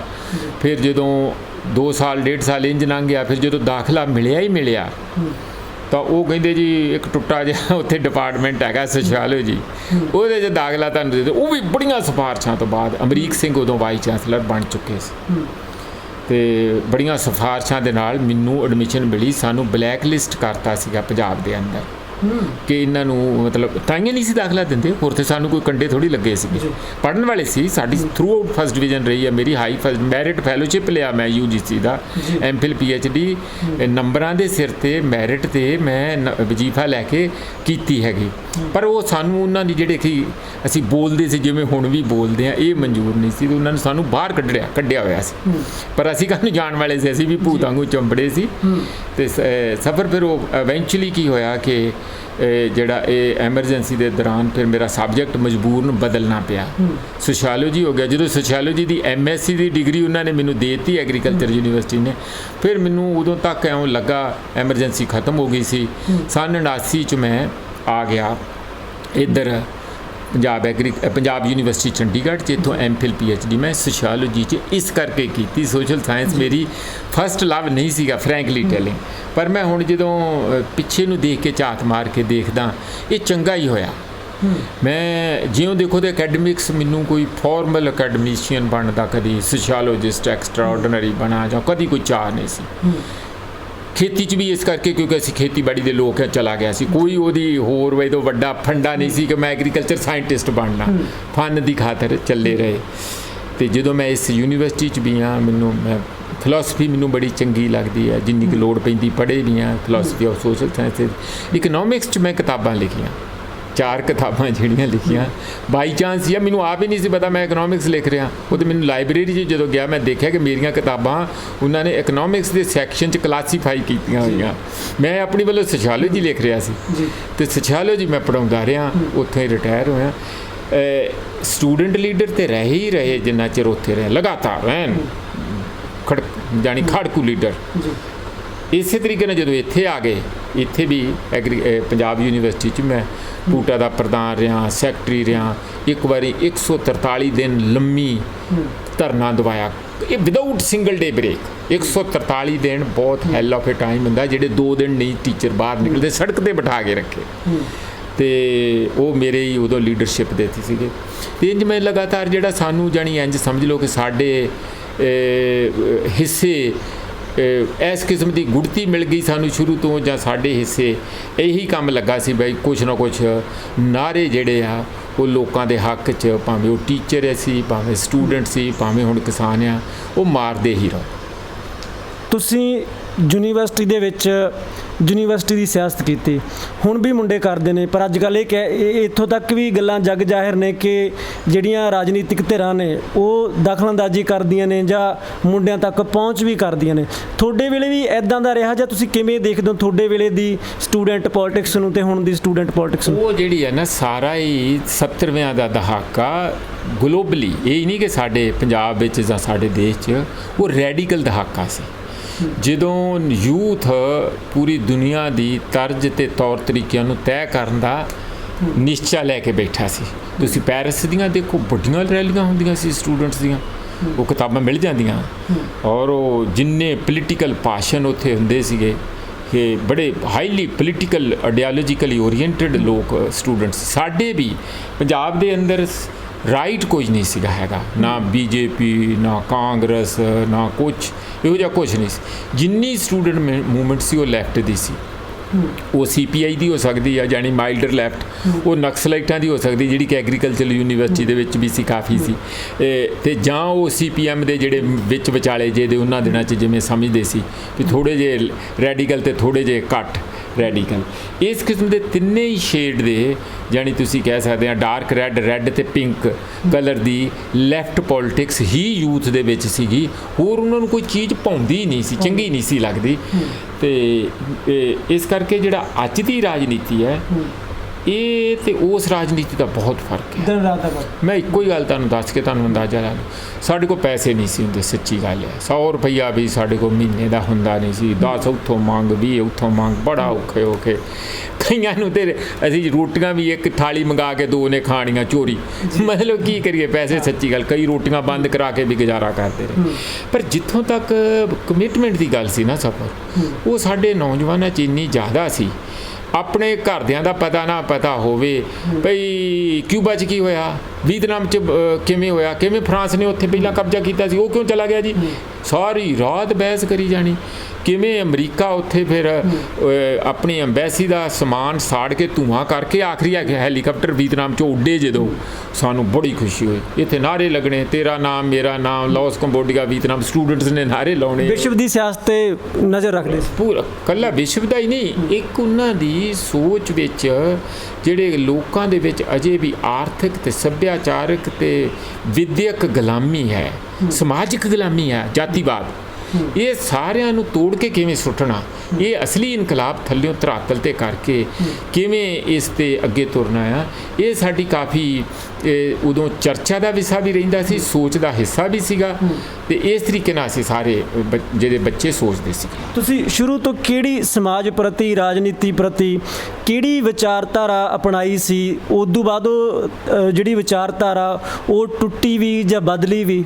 ਦੇਖੋ, ਮੈਂ ਇੱਕ ਗੱਲ ਦੱਸਾਂ ਕਿ ਇਹ ਤੁਸੀਂ ਸਵਾਲ ਬੜਾ ਐਪਰੋਪਰੀਏਟ ਕੀਤਾ, ਔਰ ਮੇਰਾ ਜਿਹੜੇ ਸਾਡੇ ਸਰੋਤੇ ਸੁਣਦੇ ਉਹਨਾਂ ਨੂੰ ਵੀ ਕਹਿਣਾ ਇਹੀ ਹੋਊਗਾ, ਰੋਜ਼ ਮਰ ਕੇ ਜੀਣਾ ਹੀ ਜ਼ਿੰਦਗੀ ਹੈ। ਜੋ ਤੁਸੀਂ ਅੱਜ ਸੋਚਦੇ ਆ, ਜੇ ਕੱਲ ਵੀ ਉਂਝ ਹੀ ਸੋਚੀ ਜਾਂਦੇ, ਪਰਸੋਂ ਵੀ ਉਂਝ ਹੀ ਸੋਚੀ ਜਾਂਦੇ, ਇਹਦਾ ਮਤਲਬ ਤੁਸੀਂ ਪਹਿਲਾਂ ਹੀ ਡੈਡ ਆ। ਠੀਕ ਹੈ, ਆਪਣੇ ਸੋਚ ਨੂੰ ਲਗਾਤਾਰ ਸਵਾਲ ਕਰਨਾ, ਆਪਣੀਆਂ ਧਾਰਨਾਵਾਂ ਨੂੰ, ਆਪਣੇ ਕਰਮਾਂ ਨੂੰ, ਆਪਣੇ ਐਕਸ਼ਨਸ ਨੂੰ, ਉਹਦੀ ਆਪਾ ਪੜਚੋਲ, ਸਵੈ ਪੜਚੋਲ ਕਰਕੇ ਉਹਦੇ 'ਚ ਨਵੇਂ ਰਸਤੇ, ਨਵੀਆਂ ਚੁਣੌਤੀਆਂ ਦੇਖ ਕੇ ਅੱਗੇ ਵਧਦੇ ਰਹਿਣਾ ਹੀ ਜ਼ਿੰਦਗੀ ਹੈ। ਹੁਣ ਮੈਂ ਜਿਵੇਂ ਦੱਸਿਆ ਕਿ ਬਚਪਨ 'ਚ ਮੈਂ ਬੜਾ ਧਾਰਮਿਕ ਸੀ, ਫਿਰ ਮੈਂ ਬਿਲਕੁਲ ਧਰਮ ਨੂੰ ਭੁੱਲ ਗਿਆ, ਫਿਰ ਮੈਂ ਇਹ ਲੈਫਟ ਪੋਲਿਟਿਕਸ ਵੱਲ ਆ ਗਿਆ। ਸਾਨੂੰ ਮਿਡ 70s ਵਿੱਚ ਹੀ ਪਤਾ ਲੱਗ ਗਿਆ ਕਿ ਜੋ ਇਹ ਕਹਿੰਦੇ ਆ ਪੋਲੀਟੀਕਲ ਪਾਰਟੀਆਂ ਵਾਲੇ, ਜਦੋਂ ਦੇਖੇ ਕਿ ਉਹ ਥੋੜ੍ਹੇ ਜਿਹੇ ਅਸਲੀਅਤ ਵਿੱਚ ਕੁਝ ਹੋਰ ਹੈਗੇ। ਉੱਥੇ ਵਰਕਿੰਗ ਕਲਾਸ ਦੇ ਨਾਂ ਦੇ ਉੱਤੇ, ਉਹਨਾਂ ਦੀ ਡਿਕਟੇਟਰਸ਼ਿਪ ਦੇ ਨਾਂ ਦੇ ਉੱਤੇ ਮਿਡਲ ਕਲਾਸ ਦੀ ਡਿਕਟੇਟਰਸ਼ਿਪ ਕਰਨਾ ਚਾਹੁੰਦੇ ਆ, ਔਰ ਅੰਦਰੂਨੀ ਜਮਹੂਰੀਅਤ ਹੈ ਹੀ ਨਹੀਂ ਲੈਫਟ ਪਾਰਟੀਆਂ ਦੇ ਅੰਦਰ। ਜਾਣੀ ਇੰਨੀ ਦਾਦਾਗਿਰੀ ਆ, ਡਿਕਟੇਟਰਸ਼ਿਪ ਇੰਨੀ ਹੈ ਕਿ ਡੈਮੋਕ੍ਰੈਟਿਕ ਸੈਂਟਰਲਿਜ਼ਮ ਦੇ ਨਾਂ ਦੇ ਉੱਤੇ ਸਿਰਫ ਸੈਂਟਰਲਿਜ਼ਮ ਹੀ ਰਹਿੰਦਾ, ਕੇਂਦਰੀਕਰਨ ਹੀ ਰਹਿੰਦਾ, ਜਿਹਦੇ ਵਿਰੁੱਧ ਅਸੀਂ ਤਾਂ ਹਮੇਸ਼ਾ ਲੜਦੇ ਸੀਗੇ। ਇਸ ਲਈ ਸਾਡੀ ਦਾਲ ਨਹੀਂ ਗਲੀ, ਅਸੀਂ ਬੜੀ ਅਰਲੀ ਸਟੇਜ 'ਚ ਹੀ ਜਾਣੀ ਉੱਥੇ ਵੀ ਦਾਲ ਦੇ ਕੋੜਕੂ ਬਣ ਕੇ ਰਹਿ ਗਏ। ਉਹਨਾਂ ਨੇ ਵੀ ਚੱਕ ਕੇ ਕਿਹਾ ਵੀ ਇਹਨਾਂ ਤੋਂ ਪਿੱਛਾ ਛਡਾਓ, ਇਹ ਤੇ ਹੋਰ ਹੀ ਪੁੱਠੀਆਂ ਗੱਲਾਂ ਕਰਦੇ ਆ। ਉਹ ਅੱਜ ਤੱਕ ਵੀ ਇਹੋ ਹੀ ਆ। ਉਦੋਂ ਬਾਅਦ ਇੱਕ ਅਸੀਂ ਲੈਫਟ ਦੇ ਜਿਹੜੇ ਕ੍ਰਿਟਿਕ ਜਾਂ ਕਹਿ ਲਓ ਜਾਂ ਲਗਾਤਾਰ ਉਸ ਨੂੰ ਕ੍ਰਿਟੀਕਲੀ ਦੇਖਣਾ ਸ਼ੁਰੂ ਰਿਹਾ ਸਾਡਾ। ਔਰ ਫਿਰ ਹੌਲੀ ਹੌਲੀ ਜਿਹੜੀ ਸੈਲਫ ਨੈਗੇਸ਼ਨ, ਜਿਵੇਂ ਮੈਂ ਪਹਿਲਾਂ ਕਿਹਾ, ਸੋਚਦਿਆਂ ਸਾਨੂੰ ਲੱਗਾ ਕਿ ਜੇ ਭਾਰਤ ਦੇ ਅੰਦਰ ਤੁਸੀਂ ਦਲਿਤ ਤੇ ਔਰਤ ਦੇ ਇਸ਼ੂ ਨੂੰ ਨਹੀਂ ਛੇੜਦੇ, ਕਿਸਾਨ ਦੇ ਇਸ਼ੂ ਨੂੰ ਨਹੀਂ ਛੇੜਦੇ, ਹੈ ਨਾ, ਤਾਂ ਫਿਰ ਇੱਥੇ ਤੁਸੀਂ ਕੋਈ ਵੀ ਰਾਜਨੀਤੀ ਦੀ ਗੱਲ ਕਰੋ ਉਹ ਅਧੂਰੀ ਹੈਗੀ। ਤੁਹਾਨੂੰ ਮੈਂ ਉਂਝ ਦੱਸ ਦਿਆਂ ਕਿ ਜਿਹੜਾ ਮੇਰਾ ਰਿਸਰਚ ਦਾ ਵਰਕ ਮੈਂ ਸਾਰੀ ਉਮਰ ਕੀਤਾ, ਉਹ ਬੰਧੂਆ ਮਜ਼ਦੂਰਾਂ 'ਤੇ, ਉਹ ਬੱਚਾ ਮਜ਼ਦੂਰਾਂ ਦੇ ਉੱਤੇ, ਉਹ ਜਿਹੜੇ ਪ੍ਰਵਾਸੀ ਮਜ਼ਦੂਰਾਂ ਦੇ ਉੱਤੇ, ਤੇ ਟ੍ਰੇਡ ਯੂਨੀਅਨਾਂ ਕਿਉਂ ਨਹੀਂ ਫੈਕਟਰੀਆਂ 'ਚ, ਛੋਟੇ ਕਾਰਖਾਨਿਆਂ 'ਚ ਬਣਦੀਆਂ, ਜਾਂ ਜਿਸ ਤਰ੍ਹਾਂ ਲੁਧਿਆਣੇ ਟ੍ਰੇਡ ਯੂਨੀਅਨ ਕਿਉਂ ਕਮਜ਼ੋਰ ਹੈ, ਮੈਂ ਉਹਦੇ 'ਤੇ PhD ਕੀਤੀ ਸੀ। ਮੈਂ ਇਸ ਰਿਸਰਚ ਦਾ ਵੀ ਸਾਰੀ ਉਮਰ ਇਸੇ ਸਵਾਲ ਨੂੰ ਹੀ 30 ਸਾਲ ਰਿਸਰਚ 'ਚ ਜਿੰਨਾ ਵੀ ਕੀਤਾ, ਉਸੇ ਹੀ ਆਪਣੀ ਇੱਛਾ ਦੇ ਮੁਤਾਬਿਕ ਮੈਂ ਇੰਗਲੈਂਡ ਗਿਆ ਸੀ ਇੱਕ ਵਾਰੀ ਐਜ਼ ਏ ਵਿਜ਼ਿਟਿੰਗ ਪ੍ਰੋਫੈਸਰ ਪੜ੍ਹਾਉਣ ਥੋੜ੍ਹੀ ਦੇਰ, 50 ਕੁ ਦਿਨ। ਜਦੋਂ ਮੈਂ ਉੱਥੇ ਦੇਖਿਆ, ਉੱਥੇ ਮੈਨਚੈਸਟਰ ਦੇ ਵਿੱਚ ਬਹੁਤ ਵੱਡੀ 7 ਮੰਜ਼ਲੀ ਲਾਇਬ੍ਰੇਰੀ ਆ, ਉਹ ਤਾਂ ਬਾਹਰ ਲਿਖਿਆ ਵਰਕਿੰਗ ਕਲਾਸ ਲਾਇਬ੍ਰੇਰੀ, ਮਜ਼ਦੂਰਾਂ ਦੀ ਲਾਇਬ੍ਰੇਰੀ। ਸਾਡੇ ਤੇ ਸੋਚ ਹੀ ਨਹੀਂ ਸਕਦੇ ਅਸੀਂ। ਮੈਨੂੰ ਉਹਨਾਂ ਦੱਸਿਆ ਵੀ ਆ ਜਿਹੜਾ ਤੁਹਾਡਾ ਮਾਰਕਸ ਹੁੰਦਾ ਸੀ, ਫਰੈਡਰਿਕ ਐਂਗਲਸ, ਆ ਜਿਹੜੀ ਲਾਗੇ ਕੈਫੇਟੇਰੀਆ, ਇਹਦੇ 'ਚ ਬਹਿ ਕੇ ਉਹ ਜਿਹੜੀ ਵਰਕਿੰਗ ਕਲਾਸ ਦੇ ਬਾਰੇ ਕਿਤਾਬ ਲਿਖੀ ਆ ਮਾਰਕਸ ਔਰ ਐਂਗਲਸ ਨੇ, ਇੱਥੇ ਹੀ ਬੈਠ ਕੇ ਲਿਖੀ ਆ, ਮੈਨਚੈਸਟਰ ਦੇ ਬਾਰੇ ਹੀ ਆ। ਮੈਂ ਚਲੋ ਮਾਰਕਸਿਜ਼ਮ ਦਾ ਤੇ ਅਸੀਂ ਪਹਿਲਾਂ ਹੀ ਜਾਣ ਗਏ ਸੀ ਕਾਫੀ, ਕਿੰਨਾ ਕੁ ਉਹਦਾ ਕੀ ਕੰਟਰੀਬਿਊਸ਼ਨ ਹੈ ਤੇ ਕੀ ਲਿਮਿਟੇਸ਼ਨਸ ਆ। ਮੈਂ ਪ੍ਰਭਾਵਿਤ ਇਸ ਕਰਕੇ ਹੋਇਆ ਕਿ ਮਜ਼ਦੂਰਾਂ ਦੇ ਨਾਂ ਤੇ ਇਸ ਦੇਸ਼ ਦੇ ਅੰਦਰ ਲਾਇਬ੍ਰੇਰੀ ਹੈ, ਇਹਦਾ ਮਤਲਬ ਜਾਣੀ ਇਹ ਕੁਛ ਹੈ ਨਾ। ਮੈਂ ਆ ਕੇ ਉਦੋਂ ਅੰਬੇਦਕਰ ਸੈਂਟਰ ਇੱਥੇ ਪੰਜਾਬ ਯੂਨੀਵਰਸਿਟੀ 'ਚ ਆਪਣੀ ਹਿੱਕ ਦੇ ਜ਼ੋਰ ਦੇ ਨਾਲ, ਕੋਈ ਵੀ ਇੱਥੇ ਅੰਬੇਦਕਰ ਸੈਂਟਰ ਯੂਨੀਵਰਸਿਟੀ ਦੇ ਅੰਦਰ ਨਹੀਂ ਸੀ, ਮੈਂ ਪਹਿਲਾ ਅੰਬੇਦਕਰ ਸੈਂਟਰ ਇੱਥੇ ਆ ਕੇ ਖੋਲ੍ਹਿਆ। ਮੈਂ ਕਿਹਾ ਤੇ ਉਹਨਾਂ ਨੂੰ ਵਰਕਿੰਗ ਕਲਾਸ ਸੈਂਟਰ ਖੋਲ੍ਹਣ ਲਈ, ਪਰ ਉਹਨਾਂ ਨੇ ਉਹਦਾ ਨਾਂ ਯੂਨੀਵਰਸਿਟੀ ਨੇ ਅੰਬੇਦਕਰ ਸੈਂਟਰ ਰੱਖਤਾ। ਮੈਂ ਕਿਹਾ ਉਹ ਵੀ ਚਲੋ ਵਰਕਿੰਗ ਕਲਾਸ ਹੀ ਹੈ। ਉਹਦੋਂ ਬਾਅਦ ਮੈਂ UGC 'ਚੋਂ ਵੀ ਇੱਕ ਅੰਬੇਦਕਰ ਸੈਂਟਰ ਹੋਰ ਜਿਹੜਾ ਫਾਰਮਲ ਆ ਵਿਦ ਫੰਡਸ ਲੈ ਕੇ ਆਇਆ। ਫਿਰ ਮੈਂ centre for the study of social exclusion, ਮਤਲਬ ਜਿਹੜੇ ਹਾਸ਼ੀਏਗ੍ਰਸਤ ਲੋਕ ਹੈਗੇ ਉਹਨਾਂ ਦੇ ਰਿਸਰਚ ਦਾ, ਉਹ ਅਜੇ ਵੀ ਦੋਵੇਂ ਹੀ ਸੈਂਟਰ ਜਿਹੜੇ ਆ ਮੈਂ ਉੱਥੇ ਐਸਟੈਬਲਿਸ਼ ਕੀਤੇ, ਉਹ ਅੱਜ ਵੀ ਕੰਮ ਕਰ ਰਹੇ ਆ। ਕਹਿਣ ਦਾ ਮਤਲਬ ਕਿ ਸਾਡੇ ਮੁੱਦੇ ਓਵਰ ਦਾ ਪੀਰੀਅਡ, ਪੋਲੀਟਿਕਸ ਨੂੰ ਦੇਖਣ ਦੇ ਨਜ਼ਰੀਏ, ਸਾਡੀ ਸੋਚ, ਸਾਡੇ ਪਿਉਂਦੜੇ, ਇਹ ਲਗਾਤਾਰ ਬਦਲਦੇ ਰਹੇ ਤੇ ਅੱਜ ਵੀ ਬਦਲੀ ਜਾ ਰਹੇ। ਪ੍ਰੋਫੈਸਰ ਸਾਹਿਬ, ਕਦੇ ਸਮਾਜ ਸ਼ਾਸਤਰ ਪੜ੍ਹਾਉਂਦੇ ਰਹੇ ਹੋ, ਕਦੇ ਇਹ ਸਮਝਾਉਣ ਦੇ ਵਿੱਚ ਕਿੰਨਾ ਕੁ ਤੁਸੀਂ ਆਪਣੇ ਆਪ ਨੂੰ ਮੰਨਦੇ ਵੀ ਕਾਮਯਾਬ ਰਹੇ ਹੋ? ਜਿਹੜੀ ਸਿਆਸਤ ਹੁੰਦੀ ਹੈ, ਜਿਵੇਂ ਤੁਸੀਂ ਕਿਹਾ ਲੇਬਰ ਕਲਾਸ ਤੇ ਮਜ਼ਦੂਰ ਤੇ ਤੁਸੀਂ ਉਹਦੇ ਬਿਨਾਂ ਸੱਖਣੇ ਹੋ ਜੇ ਉਹਦੀ ਗੱਲ ਨਹੀਂ ਕਰਦੇ, ਪਰ ਭੁੱਖਾ ਤਾਂ ਕਿਸੇ ਹੋਰ ਕਲਾਸ ਦਾ ਬੰਦਾ ਵੀ ਹੋ ਸਕਦਾ, ਤਨ ਤੋਂ ਨੰਗਾ ਤਾਂ ਕਿਸੇ ਹੋਰ ਕਲਾਸ ਦਾ ਬੰਦਾ ਵੀ ਹੋ ਸਕਦਾ। ਕਦੇ ਇੱਦਾਂ ਦੀਆਂ ਗੱਲਾਂ ਸਮਝਾਉਣ ਦੇ ਵਿੱਚ ਤੁਸੀਂ ਸੋਚਦੇ ਹੋ ਵੀ ਤੁਸੀਂ ਕਾਰਗਰ ਰਹੇ, ਵੀ ਸਿਆਸਤ ਆ ਜਿਹੜੀ ਉਹ ਇਹ ਦੋ ਪਾਸਿਓਂ ਉੱਪਰ ਉੱਠਣੀ ਚਾਹੀਦੀ ਹੈ, ਵੀ ਸਾਰਿਆਂ ਨੂੰ ਘੱਟੋ ਘੱਟ ਇਸ ਨਿਗਾਹ ਨਾਲ ਤਾਂ ਦੇਖਣਾ ਚਾਹੀਦਾ ਵੀ ਇਕੱਲੀ ਮਜ਼ਦੂਰ ਜਾਂ ਲੇਬਰ ਕਲਾਸ ਨਾਲ ਹੀ ਨਹੀਂ ਧੱਕਾ ਹੋ ਰਿਹਾ, ਹੋਰ ਵੀ ਬਹੁਤ ਸਾਰੇ ਮੱਧ ਵਰਗੀ ਲੋਕ ਹੁੰਦੇ ਨੇ, ਹੋਰ ਵੀ ਸ਼੍ਰੇਣੀਆਂ ਦੇ ਲੋਕ ਹੁੰਦੇ ਨੇ ਜਿਹੜੇ ਭੁੱਖੇ ਨੇ, ਤਨ ਤੋਂ ਨੰਗੇ ਨੇ, ਜਾਂ ਸਮਾਜ ਤੋਂ ਹਾਸ਼ੀਏ ਤੇ ਬਿਲਕੁਲ ਹੀ ਪਿਛਾਂਹ ਤੱਕ ਦਿੱਤੇ ਗਏ। ਕਿੰਨੀ ਸ਼੍ਰੇਣੀਆਂ ਨੇ ਸਾਡੇ ਕੋਲ? ਦੇਖੋ, ਹਰ ਇੱਕ ਦਾ ਇੱਕ ਆਪਣਾ ਦੁੱਖ ਆ। ਅਡਾਨੀ ਅੰਬਾਨੀ ਦਾ ਵੀ ਕੋਈ ਦੁੱਖ ਹੋਊਗਾ, ਇਹ ਨਹੀਂ ਮੈਂ ਕਹਿੰਦਾ, ਤੇ ਮਿਡਲ ਕਲਾਸ ਦੇ ਵੀ ਆਪਣੇ ਦੁੱਖ ਆ। ਹੁਣ ਮਿਡਲ ਕਲਾਸ ਦੇ ਦੁੱਖ ਕੀ ਆ? ਇੱਕ ਫਾਲਸ ਜਿਹਾ ਕੰਪੀਟੀਸ਼ਨ ਬਣਾਇਆ, ਗੁਆਂਢੀਆਂ ਨੇ ਕਾਰ ਵੱਡੀ ਲੈ ਲਈ, ਇਸ ਕਰਕੇ ਮੈਂ ਵੀ ਵੱਡੀ ਕਾਰ ਲੈਣੀ ਆ, ਇਸ ਕਰਕੇ ਤੁਸੀਂ 10 ਸਾਲ ਦਾ ਲੋਨ ਲੈ ਲਓ ਤੇ ਆਪਣੀ ਤਨਖਾਹ ਪਹਿਲਾਂ ਹੀ 10 ਸਾਲ ਖਾ ਜਾਓ, ਹੈ ਨਾ। ਜਾਣੀ ਇਹ ਫਿਰ ਪਹਿਲਾਂ ਪਲਾਟ ਲੈਣਾ, ਫਿਰ ਫਲੈਟ ਲੈਣਾ, ਫਿਰ ਉਹ ਗਾਂ ਨਿਆਣਿਆਂ ਨੂੰ ਪ੍ਰਾਈਵੇਟ ਸਕੂਲਾਂ 'ਚ ਪੜ੍ਹਾਉਣਾ। ਉਹਨਾਂ ਦੇ ਸੰਕਟ ਕੁਝ ਇਸ ਕਿਸਮ ਦੇ ਆ। ਲੋਅਰ ਮਿਡਲ ਕਲਾਸ ਦੇ ਥੋੜ੍ਹੇ ਜਿਹੇ ਇਹਦੇ ਨੂੰ ਅਲੱਗ ਹੋਣਗੇ।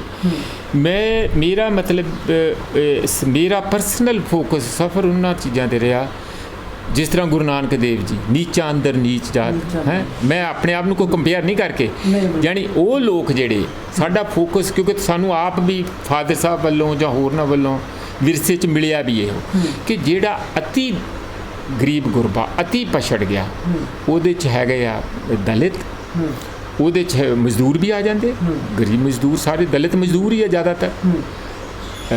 ਇਸੇ ਤਰੀਕੇ ਨਾਲ ਔਰਤ ਜਿਹੜੀ, ਉਹਦੇ ਨਾਲ ਸਮਾਜ ਦੇ ਅੰਦਰ ਵਿਤਕਰਾ ਉਹ ਦਿਖਦਾ ਨਹੀਂ ਸਾਨੂੰ ਕਈ ਵਾਰੀ, ਔਰ ਉਹਨੂੰ ਖੁਦ ਵੀ ਔਰਤ ਨੂੰ ਆਪਣਾ ਵਿਤਕਰਾ ਨਹੀਂ ਦਿਖਦਾ, ਉਹ ਉਹਨੂੰ ਹੀ ਮੰਨੀ ਬੈਠੀ, ਆਪਣੀ ਗੁਲਾਮੀ ਨੂੰ ਹੀ ਪਿਆਰ ਕਰਨ ਲੱਗ ਜਾਂਦੀ।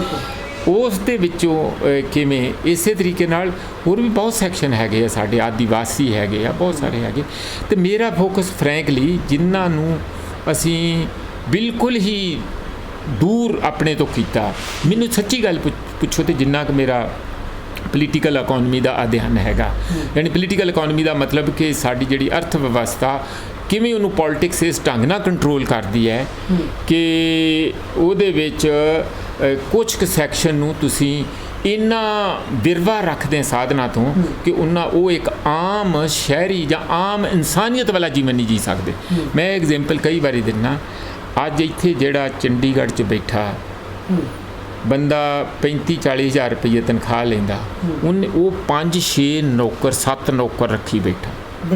ਜਦ ਕਿ ਇੱਕ ਯੂਨੀਵਰਸਿਟੀ ਦਾ ਵੱਡਾ ਪ੍ਰੋਫੈਸਰ ਵੀ ਇੰਗਲੈਂਡ ਦੇ ਵਿੱਚ 2 ਘੰਟੇ ਲਈ ਰੋਜ਼ ਦਾ ਇੱਕ ਨੌਕਰ ਨਹੀਂ ਰੱਖ ਸਕਦਾ, 2 ਘੰਟੇ ਲਈ।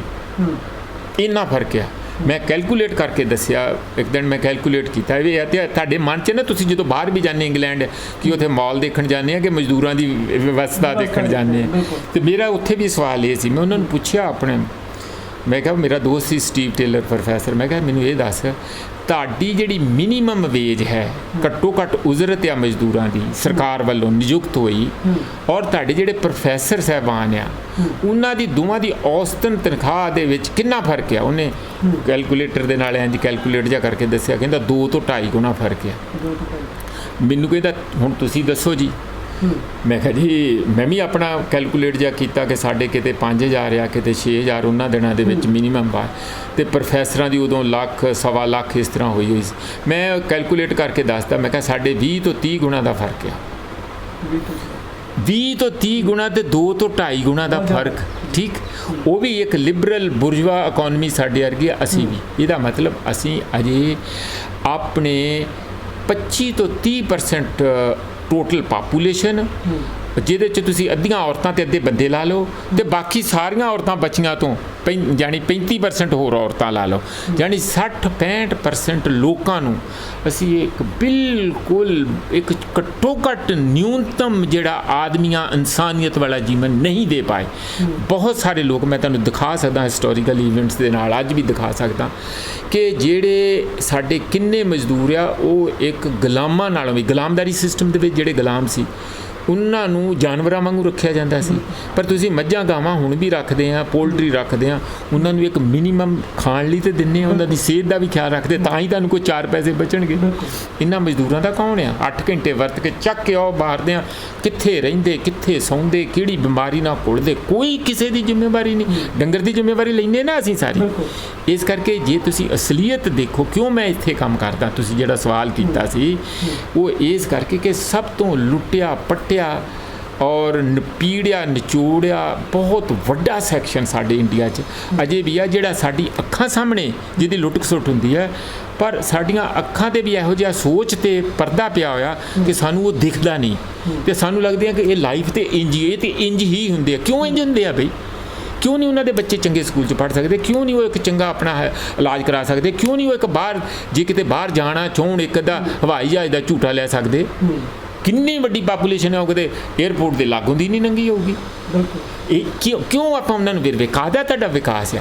ਇਸ ਲਈ ਦਰਦ ਸਾਰਿਆਂ ਦੇ ਹੈਗੇ। ਮੈਂ ਨਹੀਂ ਕਹਿੰਦਾ ਕਿ ਮਿਡਲ ਕਲਾਸ ਦੇ ਦਰਦ ਨਹੀਂ, ਜਿਹੜਾ ਤੁਹਾਡਾ ਸਵਾਲ ਸੀ, ਜਾਂ ਹੋਰ ਪੈਸੇ ਵਾਲਿਆਂ ਦੇ ਦਰਦ ਨਹੀਂ, ਹਰ ਬੰਦੇ ਦਾ। ਮੈਨੂੰ ਮੈਂ ਇੱਕ ਇੰਡਸਟਰੀਅਲਿਸਟ ਨੂੰ ਪੁੱਛਿਆ, ਮੈਂ ਕਿਹਾ ਵੀ ਤੁਹਾਡੀ ਪ੍ਰੋਬਲਮ ਕੀ ਆ? ਕਹਿੰਦੇ ਕੀ ਕਹਿੰਦੇ ਜੀ, ਉਦੋਂ ਮੈਂ ਜੇ PhD ਕਰ ਰਿਹਾ, ਕਹਿੰਦੇ ਜਿੱਡਾ ਵੱਡਾ ਸਿਰ ਓਡੀ ਵੱਡੀ ਦਰਦ, ਵੀ ਜਿੱਡਾ ਵੱਡਾ ਖਲਾ ਤੁਸੀਂ ਆਪਣੇ ਬਿਜ਼ਨਸ ਦਾ ਕਰ ਲਓਗੇ ਉਨੀਆਂ ਵੱਡੀਆਂ ਮੁਸੀਬਤਾਂ। ਪਰ ਕੁਛ ਦੀ ਮੁਸੀਬਤ ਹੈ ਕਿ ਉਹਨਾਂ ਦਾ ਅਜੇ ਮਿਨੀਮਮ ਇਨਸਾਨੀਅਤ ਵਾਲਾ ਜੀਵਨ ਨਹੀਂ ਅਸੀਂ ਦੇ ਸਕੇ ਆਜ਼ਾਦ ਭਾਰਤ ਵਿੱਚ, ਜਿੱਥੇ ਅਸੀਂ $5 ਟ੍ਰਿਲੀਅਨ ਦੀ ਇਕੋਨਮੀ ਦੀਆਂ ਟਾਰਾਂ ਮਾਰਦੇ। ਕਾਲੇ ਕੱਪੜੇ ਪਾਉਣ ਪਿੱਛੇ ਕੀ ਰਾਜ ਹੈ ਪ੍ਰੋਫੈਸਰ ਸਾਹਿਬ? ਇਹ ਹਮੇਸ਼ਾ ਇੱਕ ਚਰਚਾ ਦਾ ਵਿਸ਼ਾ ਬਣਿਆ ਰਹਿੰਦਾ ਕਿ ਪ੍ਰੋਫੈਸਰ ਸਾਹਿਬ ਕਾਲੇ ਕੱਪੜੇ ਪਾ ਕੇ ਰੱਖਦੇ ਨੇ। ਕਾਲੇ ਕੱਪੜੇ ਪਾਉਣ ਪਿੱਛੇ ਕੀ ਰਾਜ ਹੈ? ਅੱਛਾ, ਕੋਈ ਨਾ ਇਹਦੇ 'ਚ ਸੱਚੀ ਗੱਲ ਤੇ ਹੈ ਕਿ ਮੈਨੂੰ ਆਪ ਬਹੁਤਾ ਪਤਾ ਨਹੀਂ। ਇਹ ਕੋਈ ਅੰਦਰ ਕੋਈ ਡਿਜ਼ਾਈਨ ਨਹੀਂ ਹੈ। ਪਹਿਲੀ ਗੱਲ ਤਾਂ ਸਾਰੇ ਮੇਰੇ ਵੀਰਾਂ, ਕੋਡ ਨਹੀਂ ਆ ਤੁਹਾਡਾ, ਕੋਈ ਇਹਦਾ ਡਿਜ਼ਾਈਨ ਨਹੀਂ ਹੈਗਾ। ਉਂਝ ਮੈਨੂੰ ਇੰਝ ਲੱਗਦਾ ਕਿ ਬਹੁਤ ਦੇਰ ਤੋਂ ਮੇਰੇ ਮਨ 'ਚ ਇੱਛਾ ਸੀ ਕਿ ਵੀ ਇੰਝ ਹੋਣਾ ਚਾਹੀਦਾ। ਮੈਂ ਤੁਹਾਨੂੰ ਉਹਦੀ ਇੱਕ ਐਗਜ਼ਾਮਪਲ ਦੱਸ ਦਿੰਦਾ। ਮੈਂ Indian institute of advance study Shimla ਦੇ ਵਿੱਚ, ਜਿਹੜਾ ਵਾਇਸਰਾਇਜ਼ ਲਾਜ਼ ਦੇ ਵਿੱਚ ਹੈਗਾ, ਉੱਥੇ ਪੋਸਟ ਡੌਕ ਫੈਲੋਸ਼ਿਪ, ਜਿਹੜਾ PhD ਤੋਂ ਬਾਅਦ ਦਾ ਮੈਨੂੰ ਫੈਲੋਸ਼ਿਪ ਮਿਲਿਆ ਸੀ। ਤੇ ਜਦੋਂ ਮੈਂ ਦੂਜੀ ਵਾਰੀ 2 ਵਾਰੀ ਫੈਲੋਸ਼ਿਪ ਮਿਲਿਆ, ਜਦੋਂ ਮੈਂ ਦੂਜੀ ਵਾਰੀ ਆਇਆ ਤਾਂ ਉਦੋਂ ਮੈਂ ਇੱਕ ਲੰਬਾ ਕਾਲਾ ਚੋਲਾ ਉਹ ਅਜੇ ਵੀ ਪਿਆ, ਮੈਂ ਤੁਹਾਨੂੰ ਦਿਖਾ ਸਕਦਾ ਅਜੇ ਪ੍ਰੂਫ। ਉਹ ਲੰਬਾ ਇੱਥੋਂ ਲੈ ਕੇ ਸਪੈਸ਼ਲ ਕੱਪੜਾ ਲੈ ਕੇ ਮੈਂ ਗਿੱਟਿਆਂ ਤੱਕ, ਜਿਸ ਤਰ੍ਹਾਂ ਉਹ ਵੈਸੇ ਤਾਂ ਵੇਖਣ ਨੂੰ ਤੇ ਜੋ ਔਰਤਾਂ ਦੀ ਜਿਹੜੀ ਮੈਕਸੀ ਹੁੰਦੀ ਉਂਝ ਲੱਗਦਾ, ਕਿਉਂਕਿ ਪਰ ਮੈਂ ਉਹਨੂੰ ਜਿਹੋ ਜਿਹਾ ਡਿਜ਼ਾਈਨ ਉਹਨੇ ਦਿੱਤਾ ਉਹਨੇ ਬਣਾਇਆ, ਤੇ ਕਦੀ ਕਦੀ ਪਾ ਕੇ ਮੈਂ ਘੁੰਮਦਾ ਸੀ। ਠੀਕ ਹੈ, ਹੁਣ ਮੈਨੂੰ ਇਹ ਅਜੇ ਵੀ ਮੈਂ ਸਾਂਭ ਕੇ ਰੱਖਿਆ। ਸਨ 91 ਨੂੰ ਕਿੰਨੇ ਸਾਲ ਹੋ ਗਏ? 30 ਸਾਲ ਹੋ ਗਏ। ਠੀਕ ਹੈ ਨਾ, ਉਹ ਮੇਰੇ ਕੋਲ ਪਿਆ ਹੋਇਆ। ਔਰ ਉਹ ਮੈਂ ਉਦੋਂ ਬਾਅਦ ਸ਼ਿਮਲੇ ਤੋਂ ਗੋਆ ਗਿਆ, ਅਸਾਮ ਗਿਆ, ਕਿੱਥੇ ਕਿੱਥੇ ਦੁਨੀਆ ਘੁੰਮ ਕੇ ਆਇਆ, ਉਹ ਮੇਰੇ ਕੋਲ ਹੀ ਹੈ। ਹੁਣ ਮੈਂ ਇਹਦਾ ਕੀ ਐਕਸਪਲੇਨੇਸ਼ਨ ਦੇ ਸਕਦਾ ਮੈਨੂੰ ਨਹੀਂ ਪਤਾ। ਫਿਰ ਮੈਂ ਸੋਚਿਆ ਵੀ ਨਹੀਂ, ਲੋਕਾਂ ਨੂੰ ਇੱਕ ਸੋਲਿਡ ਜਿਹਾ ਜਵਾਬ ਦੇਣਾ ਚਾਹੀਦਾ। ਇਹ ਮੈਂ ਹੁਣ ਪੋਸਟ ਫੈਕਟੋ ਸੋਚਿਆ, ਤੁਹਾਨੂੰ ਦੱਸਣ ਲੱਗਾ ਕਿ ਮੈਂ ਹੁਣ ਜਵਾਬ ਕੀ ਦੇਣਾ ਇਹਦਾ। ਮੇਰਾ ਇਹ ਹੈ ਵੀ ਜੇ ਸਾਰੇ ਰਾਜਨੀਤਿਕ ਲੋਕ ਜਿਹੜੇ ਚਿੱਟੇ ਕੱਪੜੇ ਪਾ ਕੇ ਕਾਲੇ ਕੰਮ ਕਰ ਸਕਦੇ ਆ, ਅਸੀਂ ਕਾਲੇ ਕੱਪੜੇ ਪਾ ਕੇ ਚਿੱਟੇ ਕੰਮ ਕਿਉਂ ਨਹੀਂ ਕਰ ਸਕਦੇ? ਇਹ ਮੈਂ ਸੋਚਿਆ ਹੈ। ਤੁਸੀਂ ਆਮ ਆਦਮੀ ਪਾਰਟੀ 'ਚ ਵੀ ਰਹੇ, ਬਹੁਤ ਨੇੜੇ ਰਹੇ, ਫਿਰ ਇੱਕਦਮ ਦੂਰ ਹੋ ਗਏ, ਕੀ ਕਾਰਨ ਰਹੇ? ਟਿਕਟ ਨਹੀਂ ਮਿਲੀ ਜਾਂ ਕੋਈ ਹੋਰ ਕਾਰਨ ਰਹਿ ਗਏ? ਦੇਖੋ, ਉਦੋਂ ਤੁਹਾਨੂੰ ਯਾਦ ਆ ਕਿ ਅਰਬ ਸਪਰਿੰਗ ਦਾ ਚੱਲਿਆ ਹੋਇਆ ਸੀ ਸਾਰਾ, ਹੈ ਨਾ, ਇੱਧਰ ਉੱਧਰ ਸਾਰੀ ਜਗ੍ਹਾ ਰੌਲਾ ਉਦੋਂ ਪਿਆ ਸੀ, ਤੇ ਸਾਨੂੰ ਲੱਗਾ ਵੀ ਸਾਡੇ ਵੀ ਕੋਈ ਇੱਥੇ ਸਪਰਿੰਗ ਆਉਣ ਵਾਲੀ ਆ, ਬਹਾਰ ਦੀ ਰਾਜਨੀਤਿਕ ਬਹਾਰ ਦੀ ਰੁੱਤ ਆ ਗਈ ਹੈ। ਉਹ ਅੰਨਾ ਹਜ਼ਾਰੇ ਨੇ ਗੇੜਾ ਜਿਹਾ ਵੀ ਕੁਛ ਇਹੋ ਜਿਹਾ ਦੇ ਦਿੱਤਾ, ਤੇ ਅਸੀਂ ਉਸ ਜਾਣੀ ਕਹਿ ਲਓ ਵਾਵ ਰੋਲੇ 'ਚ ਫਸ ਗਏ। ਕਿਉਂਕਿ ਜਿਸ ਢੰਗ ਨਾਲ ਕੇਜਰੀਵਾਲ ਅਚਾਨਕ ਉੱਭਰਿਆ, ਉਹਦੇ ਪਿੱਛੇ ਡਿਜ਼ਾਈਨ ਅਸੀਂ ਸਮਝ ਨਹੀਂ ਸਕੇ, ਜਿਹੜਾ RSS ਦਾ ਡਿਜ਼ਾਈਨ ਸੀਗਾ। ਇੰਡੀਆ ਅਗੇਂਸਟ ਕਰਪਸ਼ਨ ਸਾਨੂੰ ਬਾਅਦ 'ਚ ਪਤਾ ਲੱਗਾ। ਮੈਂ ਵੀ ਮੀਟਿੰਗਾਂ ਅਟੈਂਡ ਕਰਦਾ ਰਿਹਾ, ਮੈਨੂੰ ਤਾਂ ਪਤਾ ਹੀ ਨਹੀਂ ਸੀ ਲੱਗਾ ਕਿ RSS ਦੇ ਮੀਟਿੰਗਾਂ 'ਚ ਅਟੈਂਡ ਕਰ ਰਿਹਾ ਮੈਂ। ਤੇ ਉਹ ਸਾਰਿਆਂ ਨੇ ਉੱਥੋਂ ਜਦੋਂ ਸ਼ੁਰੂ ਕੀਤੀ ਤੇ ਅੰਨਾ ਹਜ਼ਾਰੇ ਨੂੰ ਅੱਗੇ ਲਾ ਕੇ, ਤਾਂ ਸਫਰ ਜੀ ਸਾਨੂੰ ਲੱਗਾ ਕਿ ਜਿਹੜਾ ਬੰਦਾ ਕੇਜਰੀਵਾਲ ਆ, ਇਹ ਵਾਕਿਆ ਹੀ ਕੋਈ ਇਹੋ ਜਿਹਾ ਬੰਦਾ ਹੋਊਗਾ ਜਿਹਨੇ ਇੱਕ ਕਿਤਾਬ ਲਿਖੀ ਸਵਰਾਜ, ਮਤਲਬ ਸਾਰੀ ਸੱਤਾ ਲੋਕਾਂ ਦੀ। ਜਿਵੇਂ ਰਸ਼ੀਆ ਦੇ ਵਿੱਚ ਕਿਸੇ ਵੇਲੇ ਆਲ ਪਾਵਰ ਟੂ ਦਾ ਸੋਵੀਅਟਸ, ਜਦੋਂ ਰਸ਼ੀਅਨ ਰੈਵੋਲੂਸ਼ਨ ਆਇਆ 1917 ਦੇ ਵਿੱਚ, ਕਿ ਜਿਹੜੀਆਂ ਪਿੰਡੂ ਉਹਨਾਂ ਦੀਆਂ ਮੁੱਢਲੀਆਂ ਇਕਾਈਆਂ ਸੀ, ਉਹਨਾਂ ਨੂੰ ਸੱਤਾ ਸਾਰੀ ਦੇਣੀ ਹੈ। ਇਹੀ ਸੋਚ ਕੇ ਇਹਨੇ ਕਿਤਾਬ ਲਿਖੀ, ਉਹ ਮੇਰੇ ਕੋਲ ਪਈ ਹੈ, ਜੇ ਕਹੋ ਤਾਂ ਕਾਪੀ ਦਿਖਾ ਦੇਣਾ। ਸਾਨੂੰ ਬੜਾ ਚੰਗਾ ਲੱਗਾ ਵੀ ਇੱਕ ਨਵਾਂ ਬੰਦਾ IRS, ਉਹ ਵੀ ਉਹਨੇ ਵਲੰਟਰੀ ਰਿਟਾਇਰਮੈਂਟ ਲੈ ਕੇ ਦੇਸ਼ ਭਗਤ ਆ ਗਿਆ, ਤੇ ਸਾਨੂੰ ਤਾਂ ਲੱਭਾ ਹੀ ਨਹੀਂ। ਸਾਨੂੰ ਕੋਈ ਇਹੋ ਜਿਹੇ, ਮੇਰੇ 'ਚ ਸਿੱਖੀ ਦੀ ਭਾਵਨਾ ਇਹੋ ਜਿਹੀ ਨਹੀਂ ਕਿ ਤੁਸੀਂ ਕੜਾ ਪਾਉਂਦੇ ਆ ਜਾਂ ਕਿੰਨਾ ਕੁ ਨਿਤਨੇਮ ਕਰਦੇ। ਮੇਰੇ 'ਚ ਕਿ ਜੋ ਸਿੱਖੀ ਕਰਮ ਆ, ਕਰਮ ਯੋਗੀ ਹੈ ਕਿ ਨਹੀਂ ਹੈ। ਜੇ ਤੁਸੀਂ 24 ਘੰਟੇ ਝੂਠ ਬੋਲਣਾ, ਗਲਤ ਕੰਮ ਕਰਨੇ ਆ, ਮਾੜਾ ਸੋਚਣਾ, ਗਰੀਬ ਦੇ ਨਾਲ ਧੱਕਾ ਕਰਨਾ, ਉਂਝ ਤੁਸੀਂ ਨੱਕ ਵੀ ਰਗੜੀ ਜਾਣਾ, ਮੇਰੀ ਉਹ ਸਿੱਖੀ ਬਿਲਕੁਲ ਨਹੀਂ ਹੈ। ਕਰਮ ਦੀ ਸਿੱਖੀ ਹੈਗੀ। ਤਾਂ ਉਸ ਕਰਕੇ ਮੈਨੂੰ ਕਦੀ ਇਹ ਨਹੀਂ ਆਉਂਦਾ ਕੋਈ ਟੋਪੀ ਪਾਈ ਆ ਕਿ ਕੋਈ ਕਿਸੇ ਨੇ ਨਹੀਂ ਪਾਈ, ਜਾਂ ਪੱਗ ਬੱਧੀ ਆ ਜਾਂ ਨਹੀਂ ਬੱਧੀ, ਮੈਨੂੰ ਉਹਦੇ ਨਾਲ ਕੋਈ ਦਿੱਕਤ ਨਹੀਂ। ਸਿੱਖੀ 'ਚ ਹੈ ਵੀ ਨਹੀਂ। ਸਿੱਖੀ ਤੇ ਸਰਬ ਧਰਮ ਪ੍ਰਮਾਣਿਤ ਸਿੱਖ ਧਰਮ ਹੈਗਾ। ਕੋਈ ਵੀ ਧਰਮ ਦਾ ਜਾ ਕੇ ਲੰਗਰ 'ਚ ਵੀ ਛਕਦੇ ਆ, ਲੰਗਰ ਪਕਾ ਵੀ ਸਕਦਾ, ਮੱਥਾ ਟੇਕ ਸਕਦਾ। ਇਹ ਹੈ ਹੀ ਧਰਮਾਂ ਦਾ ਧਰਮ, ਮੈਂ ਮੰਨਦਾ ਸੁਪਰ ਧਰਮ ਹੈ, ਇਹ ਉੱਪਰ ਆ, ਸਭ ਤੋਂ ਉੱਪਰ ਹੈਗਾ। ਉਸੇ ਸੈਂਸ ਵਿੱਚ ਹੀ ਨਾ ਅਸੀਂ ਵੀ ਲੱਗੇ ਵੀ ਠੀਕ ਆ, ਕੋਈ ਗੱਲ ਨਹੀਂ। ਕਈਆਂ ਨੇ ਕਿਹਾ ਜੀ ਇਹ ਚੀਫ ਮਿਨਿਸਟਰ ਬਣਨਾ ਚਾਹੀਦਾ, ਫਿਰ ਬਣਾ ਦਿਓ, ਕੀ ਫਰਕ ਪੈਂਦਾ, ਬੰਦਾ ਹੀ ਆ ਵੀ ਸਾਡਾ ਜੇ ਕੰਮ ਸੌਰ ਜਾਂਦਾ। ਉਹ ਗਏ ਤੇ ਬੜੇ ਅਸੀਂ ਚਾਰਜ। ਮੈਂ ਸਗੋਂ ਉਹਦੇ 'ਚ ਉਸ ਮੂਵਮੈਂਟ ਦੇ ਵਿੱਚ ਮੈਂ ਕੈਲਕੂਲੇਟ ਕਰ ਰਿਹਾ ਸੀ, ਤਕਰੀਬਨ 17 ਲੱਖ ਰੁਪਈਆ ਮੈਂ ਖਰਚ ਦਿੱਤਾ। ਮੇਰੇ ਵਰਗਾ ਹੁਣ ਇੱਕ ਟੀਚਰ ਹੈ, ਥੋੜ੍ਹਾ ਪੈਸਾ ਇੰਨਾ, ਉਹ ਖਰਚ ਇੰਝ ਦਿੱਤਾ ਵੀ ਤਨਖਾਹ ਵਿਦਆਊਟ ਪੇ 9 ਮਹੀਨਿਆਂ 'ਚ ਚਲਾ ਗਿਆ। ਫਿਰ ਜਿਹੜੇ ਖਰਚੇ ਆਏ ਉਹ ਵਾਧੂ ਦੇ। ਤੂੰ ਮੈਂ ਕੈਲਕੂਲੇਟ ਕਰ ਰਿਹਾ ਸੀ ਮੈਂ ਕਿੰਨਾ ਲਾਸ ਜਿਹੜਾ ਟੋਟਲ ਉਹਦੇ ਵਿੱਚ 9-10 ਮਹੀਨੇ ਜਿਹੜਾ ਡਟ ਕੇ ਕੰਮ ਕੀਤਾ। ਜਿਹੜਾ ਪਿੱਛੇ ਆਉਣ ਦਾ ਮੇਰਾ ਕਾਰਨ ਸੀ, ਅਸਲ 'ਚ ਦੂਜੀਆਂ ਹੀ ਰਾਜਨੀਤਿਕ ਪਾਰਟੀਆਂ ਵਾਂਗੂ ਬਿਲਕੁਲ ਉਸੇ ਧਾਰਾ 'ਚ, ਉਸੇ ਸੋਚ ਵਿੱਚ, ਉਸੇ ਤਰੀਕੇ ਨਾਲ ਸੱਤਾ 'ਤੇ ਕਬਜ਼ਾ ਕਰਨ 'ਚ, ਉੱਥੇ ਤੌਰ ਤਰੀਕਿਆਂ ਦੇ ਨਾਲ ਇਹ ਸੀ। ਤੇ ਇਹ ਮੈਨੂੰ ਬਹੁਤ ਜਲਦੀ 8-10 ਮਹਿੰਨਿਆਂ 'ਚ ਇਹ ਚਿਹਰਾ ਕੋਈ ਇੱਕ ਪੁਆਇੰਟ ਜਿੱਥੇ ਤੁਹਾਡੀ ਉਹਨਾਂ ਨਾਲ ਖੜਕ ਗਈ ਹੋਵੇ, ਜਿੱਥੇ ਵਿਚਾਰਧਾਰਾ ਬਿਲਕੁਲ ਹੀ ਜੀ ਬੜੀ ਸਾਫ਼ ਸੀਗੀ। ਜਿਉਂ ਹੀ ਇਹ ਪਹਿਲੀ ਵਾਰੀ ਇਲੈਕਸ਼ਨ ਹੋਈ ਤੇ ਜਦੋਂ ਇਹਨੇ ਰਿਜ਼ਾਈਨ ਕਰਤਾ, ਤੇ 2015 ਦੇ ਵਿੱਚ ਦੁਬਾਰਾ ਇਹ ਇਲੈਕਟ ਹੋ ਗਿਆ, ਤੇ ਮਾਰਚ 28 ਨੂੰ ਇਹਨੇ ਕੱਢਤੇ ਸਾਰੇ, ਪ੍ਰਸ਼ਾਂਤ ਭੂਸ਼ਣ, ਯੋਗਿੰਦਰ ਯਾਦਵ, ਪ੍ਰੋਫੈਸਰ ਆਨੰਦ ਕੁਮਾਰ। ਹੁਣ ਪ੍ਰੋਫੈਸਰ ਆਨੰਦ ਕੁਮਾਰ ਸੋਸ਼ੀਓਲੋਜਿਸਟ JNU ਦਾ, ਮੈਂ ਪੁਰਾਣਾ ਉਹਨੂੰ ਜਾਣਦਾ। ਮੈਂ ਗਿਆ ਇਹਨਾਂ ਲੋਕਾਂ ਨੂੰ ਵੇਖ ਕੇ ਸੀ ਕਿ ਪ੍ਰੋਫੈਸਰ ਜੀਤ ਝਾਅ ਜਿਹੜਾ ਹਿਸਟਰੀ ਦਾ ਪ੍ਰੋਫੈਸਰ ਉੱਥੇ ਦਿੱਲੀ ਯੂਨੀਵਰਸਿਟੀ ਤੋਂ, ਮੈਂ ਕਿਹਾ ਯਾਰ ਕਾਫੀ ਚੰਗੇ ਚੰਗੇ ਬੰਦੇ ਵੀ ਹੈਗੇ ਆ, ਕੋਈ ਗੱਲ ਨਹੀਂ ਹੈ, ਐਡਾ ਵੀ ਕੋਈ ਮਾੜੀ ਨਹੀਂ ਹੋਣੀ। ਮੇਰਾ ਜਾਣ ਦਾ ਇਰਾਦਾ ਨਹੀਂ ਸੀ, ਮੈਂ 6 ਮਹੀਨੇ ਲੇਟ ਜੁਆਇਨ ਕੀਤਾ, ਪਰ ਰੋਜ਼ ਆਉਂਦੇ ਸੀ ਲੋਕ ਮੇਰੇ ਕੋਲ, ਪ੍ਰੈਸ ਸਾਹਿਬ ਆ ਜਾਓ, ਪ੍ਰੈਸ ਸਾਹਿਬ ਆ ਜਾਓ। ਮੈਂ ਜਾਣਾ ਨਹੀਂ ਸੀ ਚਾਹੁੰਦਾ, ਫਿਰ ਮੈਂ ਤਾਂ ਐਂਟਰ ਕੀਤਾ ਇਹਦੇ 'ਚ, ਇਹ ਸੋਚ ਕੇ ਕਿ ਚਲੋ ਨਹੀਂ, ਜੇ ਕੋਈ ਪੰਜਾਬ ਦਾ ਭਲਾ ਹੁੰਦਾ, ਕੋਈ ਨਵੀਂ ਕਿਸਮ ਦੀ ਰਾਜਨੀਤੀ ਆ ਰਹੀ ਹੈ, ਤੇ ਸਾਨੂੰ ਐਕਟਿਵਲੀ ਕਰਨਾ ਚਾਹੀਦਾ। ਮੈਂ ਤੁਹਾਨੂੰ ਪਤਾ ਐਮਪੀਆਂ ਦੀਆਂ ਟਿਕਟਾਂ ਅਸੀਂ ਜਿਹੜੀ ਸਿਲੈਕਸ਼ਨ ਕਮੇਟੀ ਸੀ ਉਹਦੇ ਵਿੱਚ ਸੀ। ਉਹ ਤੁਹਾਡੇ ਚਰਚ ਰਹੇ ਨੇ, ਤੁਸੀਂ ਟਿਕਟਾਂ ਵੰਡਣ ਵਾਲੇ ਚ ਵੀ ਰਹੇ ਹੋ? ਬਿਲਕੁਲ ਰਿਹਾ। ਪਰ ਜਿਹੜਾ ਅਲੱਗ ਹੋਣ ਦਾ ਸੀਗਾ, ਜਦੋਂ ਇਹਨੇ ਸਭ ਤੋਂ ਵਧੀਆ ਬੰਦੇ ਧੱਕੇ ਮਾਰ ਕੇ ਮੀਟਿੰਗ ਚੋਂ ਬਾਹਰ ਚੱਕ ਕੇ ਮਾਰਤੇ ਤੇ ਸੱਤਾ ਤੇ ਕਬਜ਼ਾ ਕਰ ਲਿਆ, ਪਾਰਟੀ ਤੇ ਕਬਜ਼ਾ ਕਰ ਲਿਆ, ਤੇ ਮੈਨੂੰ ਐਨ ਚਾਨਣ ਕਲੀਅਰ ਚਾਨਣ ਵਾਂਗੂ ਹੋ ਗਿਆ ਕਿ ਨਾ ਇਹਦੇ ਉੱਪਰੋਂ ਮਖੌਟਾ ਹੀ ਪਾਇਆ ਹੋਇਆ ਸੀਗਾ ਸਵਰਾਜ ਦਾ। ਅਸਲ ਵਿੱਚ ਤੇ ਇੱਕ ਆਦਮੀ ਦਾ ਰਾਜ ਹੀ ਹੈ, ਸਵਰਾਜ ਨਹੀਂ, ਸਭ ਦਾ ਰਾਜ ਨਹੀਂ ਹੈ। ਉਦੋਂ ਬਾਅਦ ਫਿਰ ਅਸੀਂ ਕਿੱਥੇ ਟਿਕਣ ਵਾਲੇ ਸੀ ਜੀ। ਤੁਸੀਂ ਜੋਗਿੰਦਰ ਯਾਦਵ ਹੋਰਾਂ ਦਾ ਜ਼ਿਕਰ ਕੀਤਾ, ਕੱਢਣ ਵਾਲਿਆਂ ਦੇ ਵਿੱਚ ਉਹ ਵੀ ਸੀ, ਉਹਨਾਂ ਨੂੰ ਵੀ ਕੱਢਿਆ ਗਿਆ, ਤੁਸੀਂ ਉਹਨਾਂ ਨਾਲ ਮਿਲ ਕੇ ਸਵਰਾਜ ਪਾਰਟੀ ਬਣਾਈ, ਤੇ ਫਿਰ ਉਧਰ ਵੀ ਨਹੀਂ ਵੀ ਪ੍ਰੋਫੈਸਰ ਸਾਹਿਬ? ਹਾਂ, ਇਹ ਦੇਖੋ ਜਿਹੜੇ ਜੋਗਿੰਦਰ ਯਾਦਵ ਹੋਣੀ, ਕੋਈ ਨਿੱਜੀ ਮੈਂ ਬਹੁਤੀ ਨਹੀਂ ਗੱਲ ਕਰਦਾ, ਮੈਂ ਉਹਨਾਂ ਦੀ ਪੋਲੀਟਿਕਸ ਬਾਰੇ ਗੱਲ ਕਰ, ਉਹ ਬੜੇ ਬੀਬੇ ਜੇ ਇਨਸਾਨ ਮੈਨੂੰ ਲੱਗੇ ਆ। ਥੋੜਾ ਗੱਲਾਂ ਬਾਤਾਂ ਬੜੀਆਂ ਸੋਹਣੀਆਂ, ਨਿਮਰਤਾ, ਚੰਗੀ ਗੱਲ ਕਰਦੇ ਆ, ਥੋੜਾ ਗਾਂਧੀਆਂ ਤੇ ਵਿਨੋਬਾ ਭਾਵੇ ਦੇ ਥਾਟ ਵੀ ਹੈਗੇ, ਹਾਲਾਂਕਿ ਲੈਫਟ ਨੂੰ ਉਹ ਚੱਲਦੇ ਨਹੀਂ ਬਹੁਤੇ ਹੈਗੇ। ਉਹ ਆਪਣੀ ਆਪਣੀ ਸੋਚ ਆ, ਉਹ ਸਾਡੇ ਵੀ ਇਸ ਤਰ੍ਹਾਂ ਕ੍ਰਿਟੀਕਲ ਵਿਊ ਹੈਗੇ ਹੀ ਆ ਸਾਰਿਆਂ ਪ੍ਰਤੀ। ਪਰ ਉਹ ਇੱਕ ਉਹਨਾਂ 'ਚ ਮੈਨੂੰ ਸੱਚੀ ਗੱਲ ਦਿੱਕਤ ਇਹ ਲੱਗੀ ਹੈਗੀ ਕਿ ਉਹ ਸਿਆਣੇ ਹੋਣ ਦੇ ਨਾਲ ਨਾਲ ਰਾਜਨੀਤਿਕ ਨਹੀਂ ਹੈਗੇ। ਰਾਜਨੀਤੀ ਬਘਿਆੜਾਂ ਦੀ ਖੇਲ ਹੈ, ਰਾਜਨੀਤਿਕ ਸਿਆਣਿਆਂ ਦੀ ਖੇਲ ਨਹੀਂ ਜੀ। ਉਹ ਬਹੁਤ ਘੱਟ ਕੰਬੀਨੇਸ਼ਨ ਹੁੰਦਾ ਕਿ ਬੰਦਾ ਬਘਿਆੜ ਵੀ ਹੋਵੇ ਤੇ ਸਿਆਣਾ ਵੀ ਹੋਵੇ ਜੀ, ਸਿਆਣਾ ਬਘਿਆੜ ਹੋਵੇ ਜਾਣੀ। ਕਿਉਂਕਿ ਇਹਨਾਂ 'ਚੋਂ ਬਾਈਟਿੰਗ ਪਾਵਰ ਜਿਹੜੀ ਇੱਕ ਲੀਡਰ ਦੇ ਵਿੱਚ ਹੁੰਦੀ ਹੈ, ਉਹ ਕਮੀ ਹੋਣ ਕਰਕੇ ਮੈਨੂੰ ਐਂ ਲੱਗਾ। ਹੁਣ ਮੈਂ ਇੱਕੋ ਐਗਜ਼ਾਮਪਲ ਦੇ ਕੇ ਇਹ ਗੱਲ ਨੂੰ ਸਮਾਪਤ ਕਰਦੇ ਹਾਂ। ਫਾਰ ਇੰਸਟੈਂਸ 14 ਮਾਰਚ ਨੂੰ ਜਦੋਂ ਇਹਨਾਂ ਨੂੰ ਕੱਢਿਆ ਤੇ ਇਹਨਾਂ ਨੇ ਅਪ੍ਰੈਲ ਦੇ ਵਿੱਚ ਹੀ ਵੱਡੀ ਮੀਟਿੰਗ ਸਾਰਿਆਂ ਦੀ, ਵਿਰੋਧੀ ਧੜੇ ਦੀ, ਆਪਣੀ ਧੜੇ ਦੀ ਸੱਦ ਲਈ। ਹੁਣ ਚਾਹੀਦਾ ਤੇ ਇਹ ਸੀਗਾ ਪੋਲੀਟੀਕਲੀ ਸਿਆਣੇ ਬੰਦਿਆਂ ਦਾ ਕਿ ਤੁਸੀਂ ਪੈਰਲਲ ਆਪਣੀ ਪਾਰਟੀ ਬਣਾ ਦਿਓ। ਸਾਰਿਆਂ ਤੋਂ ਵਧੀਆ ਬੰਦੇ ਜਿਹੜੇ ਡੈਡੀਕੇਟਡ ਬੰਦੇ ਸੀ, ਤਕਰੀਬਨ ਬਰਾਬਰ ਸਪਲਿਟ ਸੀ, ਉਹ ਇਸ ਧੜੇ 'ਚ ਆਏ। ਜਿਹੜੇ ਜ਼ਿਆਦਾ ਡੈਡੀਕੇਟਡ, ਸਿਆਣੇ, ਇਮਾਨਦਾਰ ਬੰਦੇ, ਜਿਹੜੇ ਸੱਤਾ ਨੂੰ ਪੂਜਣ ਵਾਲੇ, ਸੱਤਾ ਨੂੰ ਪਿਆਰੇ ਸੀ, ਉਹ ਕੇਜਰੀਵਾਲ ਵੱਲ ਰਹਿ ਗਏ। ਇੱਥੇ ਨਾਰਾ ਕੀ ਦੇਣਾ ਚਾਹੀਦਾ ਸੀ ਕਿ ਬਰਾਬਰ ਦੀ ਪਾਰਟੀ ਬਣਾਉਂਦੇ। ਇੰਨਾ ਬਰਾਬਰ ਦੀ ਪਾਰਟੀ ਬਣਾਉਣ ਦੀ ਕੀ ਕਰ ਦਿੱਤਾ, ਕੋਈ ਹੋਰ ਹੀ ਸਵਰਾਜ ਅਭਿਆਨ ਛੇੜ ਦਿੱਤਾ। ਅਰੇ ਬਾਬਾ, ਜਦੋਂ ਟੈਂਪਰੇਚਰ ਇੱਥੇ ਗਿਆ ਹੋਵੇ ਤੇ ਲੋਕ ਇੱਥੋਂ ਤਾਂ ਨੂੰ ਜਾਣ ਲਈ ਤਿਆਰ ਖੜੇ ਹੋਣ, ਤੁਸੀਂ ਉਹਨਾਂ ਨੂੰ ਠੰਡਾ ਕਰਕੇ ਇੱਥੇ ਲੈ ਆਓ ਵੀ ਅਸੀਂ ਜੀ ਹੁਣ ਐਉਂ ਮੁੜ ਕੇ ਫੈਲਣਾ, ਮੋਇਆਂ ਨੇ ਫੈਲਣਾ ਸੀ। ਉਹ ਸਾਰੀ ਮੂਵਮੈਂਟ ਦੇ ਉੱਤੇ ਹੀ ਪਾਣੀ ਪਾਤਾ ਤੇ ਹੁਣ ਤੁਸੀਂ ਦੇਖਦੇ ਆ ਵੀ ਤੁਰੇ ਹੀ ਫਿਰਨ ਵਾਲੀ ਗੱਲ ਆ। ਇਸ ਗੱਲ ਬਾਰੇ ਜਦੋਂ ਮੈਂ ਬਾਹਰ ਆਇਆ ਉਹਨਾਂ ਚੋਂ ਵੀ ਅਗਲੇ ਸਾਲ, ਮੈਂ ਉਹਨਾਂ ਦੀ ਜਿਹੜੀ ਆਲ ਇੰਡੀਆ ਦੀ ਮੀਟਿੰਗ ਸੀ, ਆਪ ਅੱਧਾ ਪੌਣਾ ਘੰਟਾ ਭਾਸ਼ਣ, ਉਹਦੇ ਵਿੱਚ ਸਾਰੇ ਵੱਡੇ ਲੀਡਰ ਬੈਠੇ ਸੀ ਜਿਨ੍ਹਾਂ ਦਾ ਮੈਂ ਨਾਂ ਲੈ ਕੇ ਹਟਿਆ। ਮੈਂ ਕਹਿ ਕੇ ਐਨ ਨਿਤਾਰਾ ਕਰਕੇ ਫਿਰ ਅਸੀਂ ਬਾਹਰ ਆਏ ਕਿ ਮਾਫ਼ ਕਰੋ, ਇਹ ਲੀਡਰ ਜਿਹੜੀ ਪੋਲਿਟਿਕਸ ਆ, ਇੰਡੀਅਨ ਪੋਲਿਟਿਕਸ, ਉਹ ਤੁਹਾਡੇ ਵੱਸ ਦੀ ਨਹੀਂ। ਤੁਸੀਂ ਬੰਦੇ ਬਹੁਤ ਚੰਗੇ ਆ, ਤੁਸੀਂ ਕਮੈਂਟੇਟਰ ਬਹੁਤ ਚੰਗੇ ਆ, ਤੁਸੀਂ ਡਾਇਗਨੋਜ਼ ਬੜਾ ਚੰਗੀ ਤਰ੍ਹਾਂ, ਡਾਕਟਰ ਵਾਂਗੂ ਜਿਸ ਤਰ੍ਹਾਂ ਡਾਕਟਰ ਬਿਮਾਰੀ ਫੜ ਲੈਂਦਾ, ਪਰ ਤੁਹਾਡੇ ਕੋਲ ਦਵਾਈ ਹੈ ਨਹੀਂ।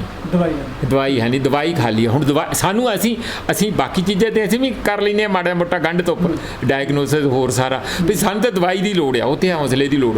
ਉੱਥੇ ਕਰਕੇ ਇਹਨਾਂ ਦੀ ਮੁਸ਼ਕਲਾਂ ਉਦੋਂ ਵੀ ਸੀ ਤੇ ਅੱਜ ਵੀ ਹੈ। ਤੁਸੀਂ ਕਿਹਾ ਕਿ ਉਹ ਚੰਗੀ ਇੱਕ ਰਾਜਨੀਤਿਕ ਨਹੀਂ, ਬੁਲਾਰੇ ਹੋ ਸਕਦੇ ਨੇ, ਪਰ ਜੇਕਰ ਆਪਾਂ ਗੱਲ ਕਰੀਏ ਪੀਪੀ ਪਾਰਟੀ ਦੀ, ਮਨਪ੍ਰੀਤ ਬਾਦਲ ਹੋਰਾਂ ਦੀ, ਉਹ ਤਾਂ ਇੱਕ ਰਾਜਨੀਤਿਕ ਵੀ ਸੀਗੇ। ਉਹ ਉੱਥੇ ਕੀ ਵਖਰੇਵੇਂ ਰਹਿ ਗਏ? ਉਹ ਤੁਹਾਨੂੰ ਛੱਡ ਕੇ ਚਲੇ ਗਏ ਜਾਂ ਤੁਸੀਂ ਪਹਿਲਾਂ ਉਹਨਾਂ ਨੂੰ ਛੱਡ ਕੇ ਚਲੇ ਗਏ? ਦੇਖੋ, ਅਸਲ 'ਚ ਇਹਦੋਂ ਪਹਿਲਾਂ ਉਹ ਹੀ ਆਏ ਸੀ ਤੇ ਉਹਨਾਂ ਦਾ ਜਿਹੜਾ ਮੇਰਾ ਥੋੜ੍ਹਾ ਜਿਹਾ ਇਹੋ ਜਿਹਾ ਤਜਰਬਾ, ਤਲਖ ਤਜਰਬਾ ਕਹਿ ਲਓ, ਕਰਕੇ ਹੀ ਮੈਂ ਇਹਨਾਂ 'ਚ ਨਹੀਂ ਸੀ ਜਾ ਰਿਹਾ। ਮੈਂ ਕਿਹਾ ਅਸੀਂ ਬੇਵਕੂਫ ਲੱਭੇ ਆ ਵੀ ਅਸੀਂ ਯੂਨੀਵਰਸਿਟੀ ਦੇ ਪ੍ਰੋਫੈਸਰ ਆ, ਅਜੇ ਸਾਡੇ ਨਾਲ ਇੱਦਾਂ ਮਾੜੀ ਜਾਂਦੀ ਹੈ। ਹਾਂ, ਵੀ ਉਹ 12 ਦੇ ਵਿੱਚ ਉਹ ਸੀ, 12 ਦੇ ਵਿੱਚ ਉਹਨੇ ਬੜੀ ਪਤੰਗ ਚੜਾਈ। ਅੱਛਾ, ਸਾਨੂੰ ਉਦੋਂ ਵੀ ਲੱਗਾ, ਉਦੋਂ ਵੀ ਲੋਕ ਪੰਜਾਬ ਦੇ ਜਿਸ ਤਰ੍ਹਾਂ ਅੱਜ ਵੀ ਲੱਭ ਰਹੇ ਆ ਕਿ ਸਾਨੂੰ ਵਿਕਲਪਿਕ ਕੋਈ ਨਵੀਂ ਰਾਜਨੀਤੀ ਲੱਭੇ। ਤੇ ਜਦੋਂ ਇਹ ਪਤਾ ਲੱਗਾ, ਇਹਨਾਂ ਦੇ ਭਾਸ਼ਣ ਇੱਕ ਦੋ ਸੁਣੇ, ਮੈਂ ਜਾ ਪਹੁੰਚਾ ਮਨਪ੍ਰੀਤ ਬਾਦਲ ਕੋਲ, ਤੇ ਇਹ ਭਗਵੰਤ ਮਾਨ ਵੀ ਉਦੋਂ ਨਾਲ ਹੀ ਸੀ। ਇਹਨਾਂ ਦਾ ਮਨਪ੍ਰੀਤ ਬਾਦਲ ਬੜੀਆਂ ਸੋਹਣੀਆਂ ਗੱਲਾਂ ਕਰਦੇ, ਕਿਉਂਕਿ ਅਸੀਂ ਵੀ ਟੀਚਰ ਸੀ, ਸ਼ਾਇਰੋ ਸ਼ਾਇਰੀ ਬੜੀ ਮਿੱਠੀਆਂ ਗੱਲਾਂ, ਸਹਿ ਸੁਭਾਅ ਦੀਆਂ ਗੱਲਾਂ, ਤੇ ਸਾਨੂੰ ਲੱਗੇ ਲੈ ਪਈ ਲੱਭ ਗਿਆ ਲੀਡਰ ਸਾਨੂੰ ਹੁਣ। ਤੇ ਉਹ ਜਿਹੜੀ ਵੱਡੀ ਰੈਲੀ ਉੱਥੇ ਖਟਖਟ ਕਲਾਂ ਹੋਈ, ਮੈਂ ਟੀਚਰ ਦੀ ਗੱਡੀ ਭਰ ਕੇ ਅਸੀਂ ਉੱਥੇ ਦੇਖਣ ਗਏ, ਬੜਾ ਜੋਸ਼, ਬੜਾ ਕੁਛ, ਪਰ ਉਹ ਤੁਹਾਨੂੰ ਪਤਾ ਫਿਰ ਉਹ ਆਪ ਹੀ ਹਾਰ ਗਿਆ। ਅਸਲ 'ਚ ਉਹ ਸਾਨੂੰ ਉਦੋਂ ਮੈਨੂੰ ਲੱਗਦਾ ਉਹ ਸਾਡੀ ਇਸ ਪਾਸੇ ਨੂੰ, ਇਸ ਕਿਸਮ ਦੀ ਜਿਹੜੀ ਪਾਰਟੀਆਂ ਦੀ ਰਾਜਨੀਤੀ ਹੈ, ਉਹ ਪਹਿਲਾ ਕਦਮ ਸੀ। ਪਹਿਲੀ ਵਾਰੀ ਮੇਰਾ ਪਹਿਲਾ ਤਜਰਬਾ ਸੀ ਉਹ, ਮੈਂ ਕਦੀ ਪਾਰਟੀਆਂ 'ਚ ਉਂਝ ਗਿਆ ਨਹੀਂ ਸੀ। ਤੇ ਮੈਨੂੰ ਪਹਿਲੇ ਤਜਰਬੇ 'ਚ ਹੀ ਪਤਾ ਲੱਗ ਗਿਆ ਵੀ ਅਸਲ 'ਚ ਪੋਲਿਟਿਕਸ ਕੋਈ ਹੋਰ ਹੀ ਚੀਜ਼ ਦਾ ਨਾਂ ਆ, ਜੋ ਅਸੀਂ ਯੂਨੀਵਰਸਿਟੀਆਂ 'ਚ ਬਹਿ ਕੇ ਸੋਚਦੇ ਹਾਂ ਉਹ ਨਹੀਂ ਹੈਗੀ। ਹੁਣ ਤੁਹਾਨੂੰ ਪੋਲਿਟਿਕਸ ਦੇ, ਰਾਜਨੀਤੀ ਦੇ ਅਸਲ ਅਰਥ ਨੇ ਜਿਹੜੇ ਉਹ ਲੱਭੇ? ਦੇਖੋ, ਮੈਨੂੰ ਇੰਨਾ ਕਿਤੇ ਪਤਾ ਲੱਗ ਗਿਆ ਕਿ ਇਹ ਜਿਹੜੀਆਂ ਇਸ ਵੇਲੇ ਸਾਡੀ ਜਿਸ ਕਿਸਮ ਨਾਲ ਰਾਜਨੀਤਿਕ ਜਮਾਤ, ਉਹਦੇ ਤੇ ਲੇਬਲ ਕੋਈ ਵੀ ਹੋਵੇ, ਉਹ ਰੀਜਨਲ ਪਾਰਟੀਆਂ ਆ ਜਾਂ ਆਲ ਇੰਡੀਆ ਪਾਰਟੀਆਂ, ਉਹਨਾਂ ਦੀ ਖਸਲਤ ਇੱਕੋ ਹੀ ਆ।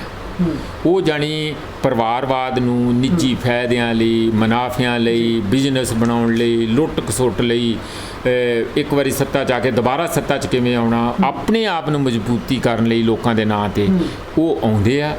ਔਰ ਉਹ ਜਿਹੜੇ ਵੀ ਜਿਨ੍ਹਾਂ ਨੂੰ ਸੋ ਕਾਲਡ ਅਸੀਂ ਕਾਮਯਾਬ ਪਾਰਟੀਆਂ ਤੇ ਕਾਮਯਾਬ ਲੀਡਰ ਕਹਿੰਦੇ ਆ, ਜਿੰਨਾ ਕੋਈ ਜ਼ਿਆਦਾ ਇਹੋ ਜਿਹਾ ਧੱਕੇਸ਼ਾਹੀ ਕਰਦਾ, ਆਪਣਾ ਹਾਬੜਾ ਜ਼ਿਆਦਾ ਦਿਖਾਉਂਦਾ, ਭੁੱਖ ਜ਼ਿਆਦਾ ਦਿਖਾਉਂਦਾ, ਜ਼ਿਆਦਾ ਰੇਤਾ ਬਜਰੀ ਖਾਂਦਾ, ਜ਼ਿਆਦਾ ਹੋਰ ਸਾਰਾ ਕੁਝ, ਉਹ ਬੰਦੇ ਜਿਹੜੇ ਆ ਜ਼ਿਆਦਾ ਵੱਡੇ, ਉੱਡੇ ਹੀ ਵੱਡੇ ਲੀਡਰ ਆ ਤੇ ਉੱਡੀ ਵੱਡੇ ਉਹਨਾਂ ਨੂੰ ਕੰਮ। ਇਸ ਕਰਕੇ ਹੁਣ ਵੀ ਇਹ ਕਿਹੜਾ ਕਿ ਹੁਣ ਸਾਡੇ ਕੋਲ ਨਹੀਂ ਆਉਂਦੇ ਬੰਦੇ, ਬਥੇਰੇ ਬੰਦੇ ਕਹਿੰਦੇ ਕਿ ਆ ਜਾਓ, ਹੁਣ ਬਥੇਰਾ ਹੋ ਗਿਆ ਜੀ, ਆ ਜਾਓ। ਕਿਉਂਕਿ ਮੈਨੂੰ ਇਹ ਪਤਾ ਕਿ ਉਹ ਮੈਨੂੰ ਵਰਤ ਕੇ ਜਿਵੇਂ ਨਿੰਬੂ ਨਿਚੋੜ ਕੇ ਸੁੱਟੀ ਦਾ ਇੰਝ ਸੁੱਟ ਦੇਣਗੇ ਨਿੰਬੂ ਨਿਚੋੜਨੀ 'ਚ। ਕਿਉਂਕਿ ਅਸੀਂ ਜਿੱਥੇ ਬੈਠੇ ਹਾਂ, ਘੱਟੋ ਘੱਟ ਆਪਣੀ ਦਿਲ ਦੀ ਗੱਲ ਸਾਫ਼ ਸੁਥਰੇ ਢੰਗ ਨਾਲ, ਜਿੱਥੇ ਜਿੰਨੀ ਕਿ ਸਾਨੂੰ ਅਕਲ ਆ, ਅਸੀਂ ਬਚਾਉਂਦੇ ਰਹਿੰਦੇ ਹਾਂ। ਇੱਥੇ ਨਵੀਂ ਕਿਸਮ ਦੀ ਰਾਜਨੀਤੀ ਦੀ ਲੋੜ ਆ। ਉਹ ਮੇਰਾ ਖਿਆਲ ਇੱਕ ਐਲੀਮੈਂਟਰੀ ਰੂਪ 'ਚ, ਬੜੇ ਅਜੇ ਅੰਕੁਰ ਦੇ ਰੂਪ ਦੇ ਵਿੱਚ ਕਿਸਾਨ ਦਿਖਾ ਰਹੇ ਆ। ਦੇਖੋ, ਇੱਕ ਪੂਰਾ ਜਿਹਾਦ ਵਾਂਗੂ ਚੱਲਿਆ। ਉਹ 'ਚ ਨੌਜਵਾਨ ਵੀ ਆ, ਮਜ਼ਦੂਰ ਵੀ ਹੈਗੇ ਆ, ਇੰਟੈਲੈਕਚੁਅਲਸ ਵੀ ਹੈਗੇ ਆ, ਐਕਸ ਸਰਵਿਸਮੈਨ ਹੈਗੇ ਆ, ਐਕਸ ਬਿਊਰੋਕਰੈਟ ਹੈਗੇ, ਕਿੰਨੇ ਲੋਕ ਉਹਨਾਂ ਦੀ ਪਿੱਠ 'ਤੇ ਖੜੇ ਹੋਏ। ਮੇਰੇ ਖਿਆਲ ਦੇਸ਼ ਦੇ ਅੰਦਰ ਇੱਕ ਬੜਾ ਨਵਾਂ ਮਾਹੌਲ ਪੈਦਾ ਹੋ ਰਿਹਾ ਆ ਕਿ ਜਿੱਥੇ ਸਾਡੀ ਅਸਲ 'ਚ ਲੋਕਤੰਤਰਿਕ ਪ੍ਰਣਾਲੀ ਆ, ਜਿਹੜਾ ਉਹਨੂੰ ਖਤਰਾ ਬਣਿਆ, ਉਹਨੂੰ ਬਹਾਲ ਰੱਖਦੇ ਹੋਏ ਅਸੀਂ ਨਵੀਂ ਲੋਕਪ੍ਰਿਯਾ ਤੇ ਲੋਕ ਹੇਤੂ ਰਾਜਨੀਤੀ ਦਾ ਇੱਥੇ ਕਿਵੇਂ ਬੋਲਬਾਲਾ ਕਰਨਾ, ਉਹਦੀ ਲੋੜ ਵੀ ਆ ਤੇ ਉਹਦੀ ਜਾਗ ਜਿਹੀ, ਜਿਸ ਤਰ੍ਹਾਂ ਕਹਿੰਦੇ ਨਾ ਜਾਗ ਲੱਗਣਾ, ਉਹ ਲੱਗ ਰਹੀ ਹੈ। ਤੁਸੀਂ ਕਿਸਾਨੀ ਅੰਦੋਲਨ ਦੇ ਵਿੱਚ ਵੱਧ ਚੜ੍ਹ ਕੇ ਹਿੱਸਾ ਪਾ ਰਹੇ ਹੋ, ਤੁਹਾਨੂੰ ਲੱਗਦਾ ਕਿ ਕਿਸਾਨੀ ਅੰਦੋਲਨ ਦੇ ਵਿੱਚੋਂ ਕਿਸੇ ਰਾਜਨੀਤਿਕ ਪਾਰਟੀ ਦਾ ਜਿਹੜਾ ਜਨਮ ਹੈ ਉਹ ਹੋ ਸਕਦਾ? ਦੇਖੋ, ਆਈਡੀਅਲੀ ਹੋਣਾ ਚਾਹੀਦਾ, ਪਰ ਇਹਦੇ ਨਾਲ ਉਹਦਾ ਕਾਰਨ ਇਹ ਨਹੀਂ ਕਿ ਉਹ ਬਹੁਤ ਮਜ਼ਬੂਤ ਆ ਜਾਂ ਬਹੁਤ ਇਕੱਠੇ ਆ, ਉਹ ਵੀ ਅਲੱਗ-ਅਲੱਗ ਬਹੁਤ ਗਰੁੱਪ ਹੈਗੇ ਆ। ਪਰ ਇਹ ਜਿਹੜੀ ਮੂਵਮੈਂਟ ਬਣੀ ਆ ਕਿਸਾਨਾਂ ਦੀ, ਇਹ ਜਨ ਅੰਦੋਲਨ ਬਣ ਗਿਆ, ਜਿਵੇਂ ਅੰਨਾ ਹਜ਼ਾਰੇ ਦਾ ਜਨ ਅੰਦੋਲਨ ਸੀ, ਉਹ 'ਚੋਂ ਕੇਜਰੀਵਾਲ ਨਿਕਲਿਆ। ਬਿਲਕੁਲ ਉਹੀ ਪੈਟਰਨ ਸਮਝੋ ਤੁਸੀਂ। ਇਹਦੇ 'ਚ ਕੋਈ ਇਸ ਤਰ੍ਹਾਂ ਨਹੀਂ ਹੈ ਲੋਕ ਕਿ ਸਿਰਫ ਹੁਣ ਅੱਜ ਕੀ ਖਿਆਲ ਹੈ ਤੁਹਾਡਾ, ਭਾਵੇਂ ਜਿੱਡੇ ਮਰਜ਼ੀ ਕਿਸਾਨ ਲੀਡਰ ਇੱਕ ਜਾਂ ਦੋ ਯੂਨੀਅਨਾਂ ਦੇ ਤਕੜੇ ਹੋਣ, ਕੀ ਉਹ ਅਲੱਗ ਕੋਈ ਫੈਸਲਾ ਕਰਕੇ ਆ ਜਾਣਗੇ? ਲੋਕ ਇੱਥੇ ਰਾਜ ਨਹੀਂ ਆਉਣ ਦੇਣੇ, ਹਰਿਆਣਾ ਨਹੀਂ ਟੱਪਣ ਦੇਣਾ ਪੰਜਾਬ ਵੱਲ ਨੂੰ, ਇਸ ਤਰ੍ਹਾਂ। ਇਸ ਲਈ ਜਿਹੜੀ ਇਹ ਮਾਹੌਲ ਪੈਦਾ ਹੋ ਗਿਆ ਕਿ ਜੋ ਅਸੀਂ ਵਾਅਦੇ ਕੀਤੇ ਆ, ਉਹ ਜਨ ਅੰਦੋਲਨ ਦਾ ਮਤਲਬ ਇੱਕ ਜਨ ਆਵਾਜ਼ ਆ। ਉਹ ਲੀਡਰਾਂ ਦੀ ਜੇਬ 'ਚ ਨਹੀਂ ਹੈ ਸਾਰੇ ਫੈਸਲੇ, ਕੋ ਅੰਦਰ ਬੈਠ ਕੇ ਲੱਡੂ ਭੰਨ ਲੈਣਗੇ ਤੇ ਖਾ ਕੇ ਆ ਜਾਣਗੇ, ਇਸ ਤਰ੍ਹਾਂ ਨਹੀਂ ਹੈ। ਜਨਤਾ ਨੂੰ, ਪੂਰੀ ਜਨਤਾ ਨੂੰ ਕਨਵਿੰਸ ਕਰਨਾ ਪੈਣਾ। ਜਦੋਂ ਇੰਨੀ ਵੱਡੀ ਜਨਤਾ ਉਹਨਾਂ ਦੀ ਪਿੱਠ ਪਿੱਛੇ ਮੋਬਿਲਾਈਜ਼ ਹੈ, ਇਹਦਾ ਮਤਲਬ ਇੱਕ ਬੜੀ ਵੱਡੀ ਰਾਜਨੀਤਿਕ ਸ਼ਕਤੀ, ਪਹਿਲਾਂ ਹੀ એનર્ਜੀ ਪੈਦਾ ਹੋ ਚੁੱਕੀ ਹੈ, ਜਿਹੜੀ ਲੀਡਰਾਂ ਤੋਂ ਖੁੱਸ ਕੇ, ਪਾਰਟੀਆਂ ਤੋਂ ਖੁੱਸ ਕੇ ਇਹਨਾਂ ਦੇ ਹੱਥ 'ਚ ਆ ਗਈ। ਅੱਜ ਕਿਹਦੀ ਜ਼ਰੂਰਤ ਹੈ ਪੋਲੀਟੀਕਲ ਪਾਰਟੀ ਦੀ? ਪੰਜਾਬ ਦੀ ਕੋਈ ਵੀ ਹੋਵੇ, ਭਾਵੇਂ ਵਿਰੋਧੀ ਪਾਰਟੀ, ਭਾਵੇਂ ਰੂਲਿੰਗ ਹੈ, ਕਿਸਾਨਾਂ ਦੀ ਵੀ ਆਬਰੂ ਵਿਰੋਧ ਇੱਕ ਸ਼ਬਦ ਬੋਲ ਕੇ ਇੱਥੇ ਰਾਜ ਕਰ ਲੈਣਗੇ, ਸ਼ਾਮ ਨੂੰ ਨਾ ਭੁੰਡਾਂ ਵਾਂਗੂ ਚੰਬੜ ਜਾਣਗੇ ਤੇ ਕਿਤੇ। ਨਹੀਂ ਤੇ ਬੀਜੇਪੀ ਨੂੰ ਪੁੱਛ ਲਓ, ਜਿਹੜੇ ਹੁਣ ਹੌਲੀ ਹੌਲੀ ਆਪਣੇ ਲੀਡਰਾਂ ਨੂੰ ਗਾਲਾਂ ਕੱਢਣ ਲੱਗ ਪਏ, ਅਨਿਲ ਜੋਸ਼ੀ ਦੇ ਮਾਸਟਰ ਜੀ ਹੁਣ ਸਾਰੇ ਹੈ ਨਾ, ਮਦਨ ਮੋਹਨ ਮਿੱਤਲ ਦੀਆਂ ਵੀ ਸੁਣਦੇ, ਇੱਧਰ ਨੂੰ ਸੁਰਾਂ ਆ ਰਹੀਆਂ। ਇਹ ਕਹਿਣਾ ਜਿਹੜੀ ਸੱਤਾ, ਰਾਜਨੀਤਿਕ ਸੱਤਾ, ਲੋਕਸ ਬਦਲ ਕੇ, ਸੈਂਟਰ ਬਦਲ ਕੇ ਰਾਜਨੀਤਿਕ ਪਾਰਟੀਆਂ ਦੇ ਹੱਥਾਂ ਤੋਂ ਕਿਸਾਨਾਂ ਵੱਲ ਨੂੰ ਚਲੇਗੀ, ਜਨਤਾ ਦੇ ਹੱਥ 'ਚ ਆ ਗਈ ਹੈ, ਇਨੀਸ਼ੀਏਟਿਵ ਆ ਗਿਆ। ਸਰਟਨਲੀ ਇਸ ਦਾ ਰਾਜਨੀਤਿਕ ਕੋਈ ਅਲੱਗ ਫਰੇਮਵਰਕ ਔਰ ਉਸ ਰੂਪ ਦੇ ਵਿੱਚ ਵੀ ਇਹ ਮਰਜ ਹੋਣਾ ਚਾਹੀਦਾ। ਹਾਲਾਤ ਬਿਲਕੁਲ ਸਾਜ਼ਗਾਰ ਆ, ਪਰ ਇਹ ਗੱਲਾਂ ਉਦੋਂ ਤੱਕ ਤੁਸੀਂ ਵੱਡੇ ਪੱਧਰ 'ਤੇ ਨਹੀਂ ਕਰ ਸਕਦੇ ਜਦ ਤੱਕ ਕਿਸਾਨ ਕਿਸੇ ਉਹ ਮੂਵਮੈਂਟ ਆ ਕਿਸੇ ਪਾਸੇ ਲੱਗਦੀ ਨਹੀਂ ਹੈਗੀ।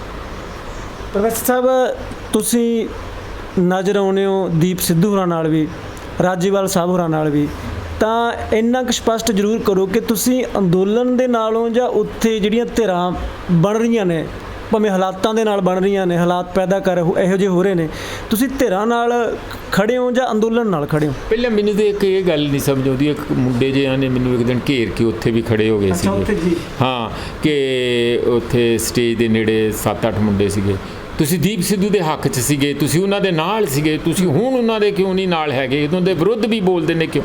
ਹੱਦ ਹੋ ਗਈ ਆ। ਜਿੱਦਣ ਦੀਪ ਸਿੱਧੂ ਦੇ ਨਾਲ ਸਟੇਜ ਸ਼ੇਅਰ ਕੀਤੀ ਸੀ ਉੱਥੇ ਤੇ 7-8 ਹਜ਼ਾਰ ਨੌਜਵਾਨ ਮੁੰਡਾ ਸੀਗਾ ਇੱਥੇ ਸ਼ੰਭੂ ਬਾਰਡਰ ਤੇ। ਉਹ ਸੀ ਪੰਜਾਬ ਬੰਦ ਦੀ 25 ਸਤੰਬਰ ਦੀ ਕਾਲ। ਉਹ ਇਹਨਾਂ ਦੀ ਕਾਲ ਥੋੜੀ ਸੀ ਦੀਪ ਸਿੱਧੂ ਦੀ। ਦੀਪ ਸਿੱਧੂ ਉੱਥੇ ਸੀ, ਲੱਖਾ ਸਦਾਣਾ ਉੱਥੇ ਸੀ, ਗੌਰੇਵਾਲ ਸੀ, ਜਸ ਬਾਜਵਾ ਸੀ, ਉਹ ਜ਼ਿਆਦਾ ਗਾਉਣ ਵਾਲੇ ਸਿੰਗਰ ਕਲਾਕਾਰਾਂ ਦੀ ਸਟੇਜ ਬਣ ਗਈ। ਹੁਣ ਅਸੀਂ ਤਾਂ ਵੈਸੇ ਹੀ ਗਏ, ਸਾਨੂੰ ਨੇੜੇ ਪੈਂਦਾ ਕਰਕੇ ਅਸੀਂ ਕਿਤੇ ਜਾਣਾ ਹੀ ਸੀ। ਸਾਡੇ ਦੀਪਕ ਹੋਰ ਮੁੰਡੇ ਜਿਹੜੇ ਜਰਨਲਿਸਟ ਭਾਈ ਉਹ ਕਹਿੰਦੇ ਆਪਾਂ ਉੱਥੇ ਚੱਲਦੇ। ਮੈਂ ਕਿਹਾ ਚਲੋ ਬਈ। ਅਸੀਂ ਉੱਥੇ ਗਏ। ਅਸੀਂ ਬਾਅਦ ਵਿੱਚ ਵੀ ਉੱਥੇ ਹੀ ਜਾਂਦੇ ਰਹੇ ਹਾਂ। ਜਿੱਦਣ ਇਹ ਬੈਰੀਅਰ ਟੁੱਟਾ ਉਦਣ ਵੀ ਅਸੀਂ ਉੱਥੇ ਹੀ ਸੀ। ਅਗਲੇ ਦਿਨ ਵੀ ਅਸੀਂ ਉੱਥੇ ਸੀ ਜਿੱਦਣ ਟੀਅਰ ਗੈਸ ਸ਼ੈਲ ਚੱਲੀ ਆ ਸਿੰਘੂ ਬਾਰਡਰ ਤੇ। ਉੱਥੇ ਮੇਰੀ ਪੱਗ ਸੜ ਗਈ ਆ, ਮੈਂ ਤੁਹਾਨੂੰ ਇੱਥੇ ਪਈ ਆ, ਮੈਂ ਰੱਖੀ ਆ ਜੇ ਸੋਵੀਨੀਅਰ। ਇੱਥੇ ਲੱਗਾ ਮੇਰਾ ਤਾਂ ਕੰਨ ਫਟ ਜਾਣਾ ਸੀ, ਇੱਥੇ ਸੱਟ ਵੀ ਲੱਗੀ ਮੇਰੇ। ਤੇ ਇਹ ਨਹੀਂ ਕਿ ਅਸੀਂ, ਇਹ ਤਾਂ ਪਹਿਲੀ ਗੱਲ ਜਿਹੜੀ ਤੁਹਾਨੂੰ ਮੈਂ ਦੱਸਣੀ ਇਹ ਚਾਹੁੰਦਾ ਹਾਂ ਕਿ ਦੀਪ ਸਿੱਧੂ ਦੀ ਪੋਲੀਟਿਕਸ ਤੇ ਉਹਦੇ ਪਿਉਂਤੜੇਬਾਜ਼ੀ ਨਾਲ ਮੈਂ ਕਦੀ ਸਹਿਮਤ ਨਹੀਂ ਸੀ। ਇਹ ਇਸ ਕਰਕੇ ਮੈਂ ਬੜੇ ਸਾਫ਼ ਸ਼ਬਦਾਂ 'ਚ ਕਹਿਣਾ ਚਾਹੁੰਦਾ। ਉਹ ਮੈਨੂੰ ਖੁਦ ਸਗੋਂ ਕਈ ਵਾਰੀ ਜ਼ੋਰ ਵੀ ਲਾਇਆ ਕਿ ਜਿੱਦਣ ਉਹਨਾਂ ਨੇ ਸ਼ੰਭੂ ਮੋਰਚਾ ਆਪਣਾ ਲਾਇਆ, ਆਪਣਾ ਲੱਗ ਲਾਇਆ, ਮੈਨੂੰ ਕਹਿੰਦੇ ਸੀ ਉੱਥੇ ਆ ਪਹਿਲੇ ਦਿਨ। ਮੈਂ ਖੁਦ ਉਹਨਾਂ ਦਾ ਵੀ ਫੋਨ ਆਇਆ ਦੀਪ ਸਿੱਧੂ ਦਾ। ਮੈਂ ਕਿਹਾ ਨਾ, ਇੰਦੀ ਮੀਨਵਾਈਲ ਹਾਲਾਂ ਅਸੀਂ ਨਾ ਕੀਤੀ ਹੋਈ ਸੀ, ਤੇ ਜਾਣਾ ਨਹੀਂ ਸੀ। ਅਸੀਂ ਤੇ ਇਹ ਵੀ ਨਹੀਂ ਸੀ ਚਾਹੁੰਦੇ ਹੋਰ ਵੀ ਜਾਣ। ਮੈਨੂੰ ਆਪ ਦਰਸ਼ਨਪਾਲ ਦਾ ਫੋਨ ਆਇਆ, ਕਹਿੰਦੇ ਪ੍ਰੈ ਸਾਹਿਬ ਤੁਸੀਂ ਕਿਤੇ ਉੱਥੇ ਤਾਂ ਨਹੀਂ ਜਾ ਰਹੇ? ਮੈਂ ਕਿਹਾ ਅਸੀਂ ਤੇ ਲੋਕਾਂ ਨੂੰ ਰੋਕ ਰਹੇ ਹਾਂ, ਸਾਡਾ ਤੇ ਕੋਈ ਉੱਥੇ ਜਾਣ ਦਾ ਨਹੀਂ ਹੈਗਾ। ਇਸ ਲਈ ਉਹ ਜਿਹੜੀ ਰਾਜਨੀਤੀ ਸੀ ਦੀਪ ਸਿੱਧੂ ਵਾਲੀ, ਉਹ ਇਸ ਮੂਵਮੈਂਟ ਨੂੰ ਕਮਜ਼ੋਰ ਕਰਨ ਵਾਲੀ ਰਾਜਨੀਤੀ ਸੀ, ਇਹਨੂੰ ਮਜ਼ਬੂਤ ਕਰਨ ਵਾਲੀ ਨਹੀਂ ਸੀ ਡੇ ਵਨ ਤੋਂ। ਜਿੱਥੇ ਤੱਕ ਦੂਜੀਆਂ ਯੂਨੀਅਨਾਂ ਦਾ ਦੇਖੋ, ਇਹ ਉਹਨਾਂ ਦੀ ਵੀ ਭਲਮਾਨ ਸੀ ਤੇ ਮੇਰੀ ਵੀ ਥੋੜੀ ਇੱਛਾ ਸਮਝ ਲਓ ਕਿਤੇ ਉਹਦਾ ਮੇਲ ਹੋ ਗਿਆ। ਇਸ ਕਰਕੇ ਉਹ ਵੀ ਮੈਨੂੰ ਬਹੁਤੀ ਨਾ ਨੁੱਕਰ ਨਹੀਂ ਸੀ ਕਰਦੇ। ਮੈਂ ਮੀਟਿੰਗਾਂ 'ਚ ਵੀ ਬਹਿੰਦਾ ਰਿਹਾ, ਮੈਂ ਜਾਂਦਾ ਵੀ ਰਿਹਾ, ਮੈਨੂੰ ਉਹ ਇੰਨਾ ਤਾਂ ਆਦਰ ਮਾਣ ਦਿੰਦੇ ਵੀ ਰਹੇ, ਹੁਣ ਵੀ ਦਿੰਦੇ, ਸਾਰੇ ਦਿੰਦੇ ਆ। ਉਹਦਾ ਕਾਰਨ ਇਹ ਹੈ ਕਿ ਮੈਂ ਉਹਨਾਂ ਦਾ ਜਾਣੀ ਲਗਾਤਾਰ ਇੱਕ ਕਿਸਮ ਦਾ ਕਹਿ ਲਓ ਧੂਤਾ ਆ, ਸਪੋਕਸਮੈਨ ਹੈ। ਹਾਂ, ਉਹਦਾ ਦੇਖੋ ਇਸ ਕਰਕੇ ਨਹੀਂ ਕਿ ਮੈਨੂੰ ਕੋਈ ਦੇਣਾ ਲੈਣਾ, ਮੈਨੂੰ ਲੱਗਦਾ ਉਹਨਾਂ ਨੇ ਧੱਕਾ ਆ, ਸ਼ਰੇਆਮ ਧੱਕਾ ਆ। ਜਾਣੀ ਸਰਕਾਰ ਇਸ ਤਰੀਕੇ ਨਾਲ ਤੁਹਾਡੇ ਆਪਣੇ ਹੀ ਕਿਸਾਨਾਂ ਨਾਲ ਧੱਕਾ ਕਰੂਗੇ ਤੇ ਫਿਰ ਜੇ ਤੁਸੀਂ ਜਿੰਦਾ ਦੇ ਲਿਆ ਤੇ ਫਿਰ ਤੁਸੀਂ ਆਪਣੀ ਆਵਾਜ਼ ਤੇ ਜਿੰਨੀ ਕੁ ਹੈ ਉਹਨੂੰ ਬੁਲੰਦ ਕਰੋਗੇ। ਤੇ ਇਸ ਲਈ ਮੇਰਾ ਉੱਥੇ ਕਿਸੇ ਖਾਸ ABC ਯੂਨੀਅਨ ਨਾਲ ਨਹੀਂ ਹੈ। ਮੈਂ ਤੇ ਸਮੁੱਚੇ, ਮੈਂ ਜਦੋਂ ਵੀ ਜਾਣਾ ਟਿਕਰੀ ਬਾਰਡਰ ਵੀ ਜਾਣਾ, ਅਗਰਾਹਾਂ ਉਹਨਾਂ ਨੂੰ ਵੀ ਮਿਲਦੇ ਆ, ਉਧਰ ਵੀ ਜਾ ਕੇ ਮਿਲਦੇ ਆ। ਅੰਦੋਲਨ ਨਾਲੋਂ ਸਾਫ਼ ਸ਼ਬਦ, ਬਿਲਕੁਲ ਸਾਫ਼ ਸਾਰੇ ਸਮੁੱਚੇ ਅੰਦੋਲਨ ਦੇ ਨਾਲ। ਸਮੁੱਚੇ ਅੰਦੋਲਨ ਦੇ, ਹਾਂਜੀ। ਮੈਂ ਜਦੋਂ ਸਿੱਖ ਸਿਆਸਤ ਦੇ ਵਿਦਵਾਨਾਂ ਨੂੰ ਸੁਣਦਾ, ਤੁਸੀਂ ਵੀ ਗੂੜੀ ਸਾਂਝ ਰੱਖਦੇ ਹੋ ਉਸ ਮੰਚ ਦੇ ਨਾਲ। ਸਿੱਖ ਸਿਆਸਤ ਇੱਕ ਫੇਸਬੁੱਕ ਦੇ ਉੱਪਰ ਇੱਕ ਮੰਚ ਬਣਿਆ, ਤੁਹਾਡੀਆਂ ਸਪੀਚਾਂ ਵੀ ਉੱਥੇ ਸ਼ੇਅਰ ਕੀਤੀਆਂ ਹੋਈਆਂ ਨੇ, 1-2 ਸਪੀਚਾਂ ਕੀਤੀਆਂ ਹੋਣਗੀਆਂ। ਮੈਂ ਨਹੀਂ ਕਦੀ ਸੋਸ਼ਲ ਮੀਡੀਆ ਤੇ, ਮੈਂ ਤੁਹਾਡੇ ਕੋਲ ਸੁਣ ਰਿਹਾ ਜੀ, ਉੱਥੇ ਤੁਹਾਡੀਆਂ ਸਪੀਚਾਂ ਪਈਆਂ ਨੇ। ਪਰ ਸਿੱਖ ਸਿਆਸਤ ਦੇ ਜਿਹੜੇ ਵਿਦਵਾਨ ਨੇ ਉਹਨਾਂ ਦਾ ਇੱਕ ਗੱਲ ਇਹ ਕਹਿਣਾ ਕਿ ਆਉਣ ਵਾਲੇ ਸਮੇਂ ਦੇ ਵਿੱਚ ਏਸ਼ੀਆ ਦੇ ਵਿੱਚ ਜਿੰਨੇ ਵੱਡੇ ਮਸਲੇ ਉੱਠਣਗੇ ਉਹਨਾਂ ਦੀ ਜਿਹੜੀ ਅਗਵਾਈ ਆ ਉਹ ਸਿੱਖ ਕੌਮ ਕਰੂਗੀ। ਤੁਸੀਂ ਇਸ ਗੱਲ ਨਾਲ ਮਤਲਬ ਕਿ ਕਿੰਨਾ ਕੁ ਸਰੋਕਾਰ ਰੱਖਦੇ ਹੋ ਜਾਂ ਕਿੰਨਾ ਕੋਈ ਸੱਚ ਦੇ ਤੁਹਾਨੂੰ ਨੇੜੇ ਲੱਗਦੀ ਆ? ਮੇਰੇ ਫਾਦਰ ਜਿਹੜੇ ਸੀ ਉਹ ਬਹੁਤ ਡਿਵੋਟ ਤੇ ਇਮਾਨਦਾਰ ਇੱਕ ਆਈਡੀਅਲ ਸਿੱਖ ਦੇ ਰੂਪ 'ਚ ਸੀ। ਜਾਣੀ ਜਿਨ੍ਹਾਂ ਨੇ ਜ਼ਿੰਦਗੀ ਦੇ ਵਿੱਚ ਜਿਹਨੂੰ ਸੱਚੀ ਮੰਨਿਆ, ਇੱਕ ਵੀ ਪੈਸੇ ਦੀ ਕਦੀ ਸ਼ਾਇਦ ਕੋਈ ਹੇਰਾਫੇਰੀ ਨਾ ਕੀਤੀ ਹੋਵੇ। ਜਾਣੀ ਇਹ ਲੋੜ ਤੋਂ ਵੱਧ ਮੈਂ ਕਹਿੰਦਾ ਇਮਾਨਦਾਰ ਜਾਂ ਉਸ ਕਿਸਮ ਦੇ ਬੰਦੇ ਸੀਗੇ। ਉਹਨਾਂ ਦਾ ਇੱਕ ਇਹ ਭਾਵਨਾ ਸੀ ਮਨ 'ਚ, ਸਾਡੇ ਨਾਲ ਕਦੀ ਕਦੀ ਗੱਲਾਂ ਕਰਦੇ ਜਦੋਂ ਅਸੀਂ ਬੱਚੇ ਸੀ ਵੀ ਇੱਕ ਦਿਨ ਸਾਰੀ ਦੁਨੀਆ 'ਚ ਸਿੱਖਾਂ ਦਾ ਰਾਜ ਆਉਣਾ ਜੀ। ਹੁਣ ਇਹ ਤੇ ਇੱਕ ਇਹਦੇ ਫੀਲਿੰਗ ਲੈਣ ਦੀ ਗੱਲ ਹੈਗੀ। ਦੇਖੋ ਸਿੱਖੀ ਜਿਹੜੀ ਹੈ, ਪਹਿਲਾਂ ਤਾਂ ਸਿੱਖ ਕੌਣ ਆ? ਕਿ ਸਿੱਖ ਜਿਹੜੇ ਪਹਿਲਾਂ ਕਿਤੇ ਸਰਟੀਫਿਕੇਟ ਲੈ ਕੇ ਆਉਣਗੇ ਅਕਾਲ ਤਖਤ ਦੇ ਜਥੇਦਾਰ ਤੋਂ, ਜਾਂ ਉਹ SGPC ਤੋਂ ਬੀਬੀ ਜਗੀਰ ਕੌਰ ਕੋਲੋਂ, ਜਾਂ ਉਹ ਕਿਸੇ ਹੋਰ ਖਾਲਸਾਈ ਸੰਸਥਾ ਤੋਂ। ਜਦ ਤੱਕ ਉਹ ਆਪਣਾ ਸ਼ਾਬਾਸ਼ੀ ਨਹੀਂ ਲੈਂਦੇ ਉਦੋਂ ਤੱਕ ਸਿੱਖ ਨਹੀਂ ਬਣਗੇ। ਇਸ ਤਰ੍ਹਾਂ ਨਹੀਂ ਹੈ। ਸਿੱਖੀ ਤੇ ਇੱਕ ਆਪਣੇ ਆਪ 'ਚ ਬਹੁਤ ਹੀ ਇਨਕਲਾਬੀ ਮੂਵਮੈਂਟ ਦਾ ਨਾਂ ਸੀ, ਅੱਜ ਵੀ ਹੈ। ਪਰ ਬਹੁਤ ਸਾਰੇ ਬੰਦੇ ਉਸ ਨੂੰ ਆਪਣੇ ਕਲਾਵੇ 'ਚ ਕਰਕੇ ਇਹ ਸਮਝਦੇ ਆ ਕਿ ਮੈਂ ਸਿੱਖ ਹਾਂ ਤੇ ਤੂੰ ਨੌਨ ਸਿੱਖ ਹੈ, ਇਸ ਕਿਸਮ ਦੇ ਪਾਸੇ। ਜਦ ਕਿ ਸਿੱਖੀ ਸਮੁੱਚੀ ਮਾਨਵਤਾ ਨੂੰ ਜੋੜਨ ਲਈ ਔਰ ਹਰ ਕਿਸਮ ਦੇ ਭਿੰਨ ਭੇਦ, ਭਾਵੇਂ ਉਹ ਆਰਥਿਕ ਹੈਗਾ ਆ, ਭਾਵੇਂ ਉਹ ਸਮਾਜਿਕ ਹੈਗਾ, ਭਾਵੇਂ ਉਹ ਜਾਤੀਗਤ ਹੈ, ਭਾਵੇਂ ਉਹ ਲਿੰਗਕ ਹੈ, ਉਹ ਸਾਰਿਆਂ ਨੂੰ ਤੋੜ ਕੇ ਇੱਕ ਸਾਡੇ ਵਰਗੇ ਪਛੜੇ ਸਮਾਜ ਦੇ ਵਿੱਚ, ਜਿਹੜਾ ਇੰਡੀਆ ਦਾ ਪਛੜਿਆ ਬਹੁਤ ਪਛੜਿਆ ਸਮਾਜ ਆ, ਉਸ ਦੇ ਵਿੱਚ ਇੱਕ ਇਨਕਲਾਬੀ ਹੂਕ ਆ, ਲਲਕਾਰ ਹੈਗੀ ਆ।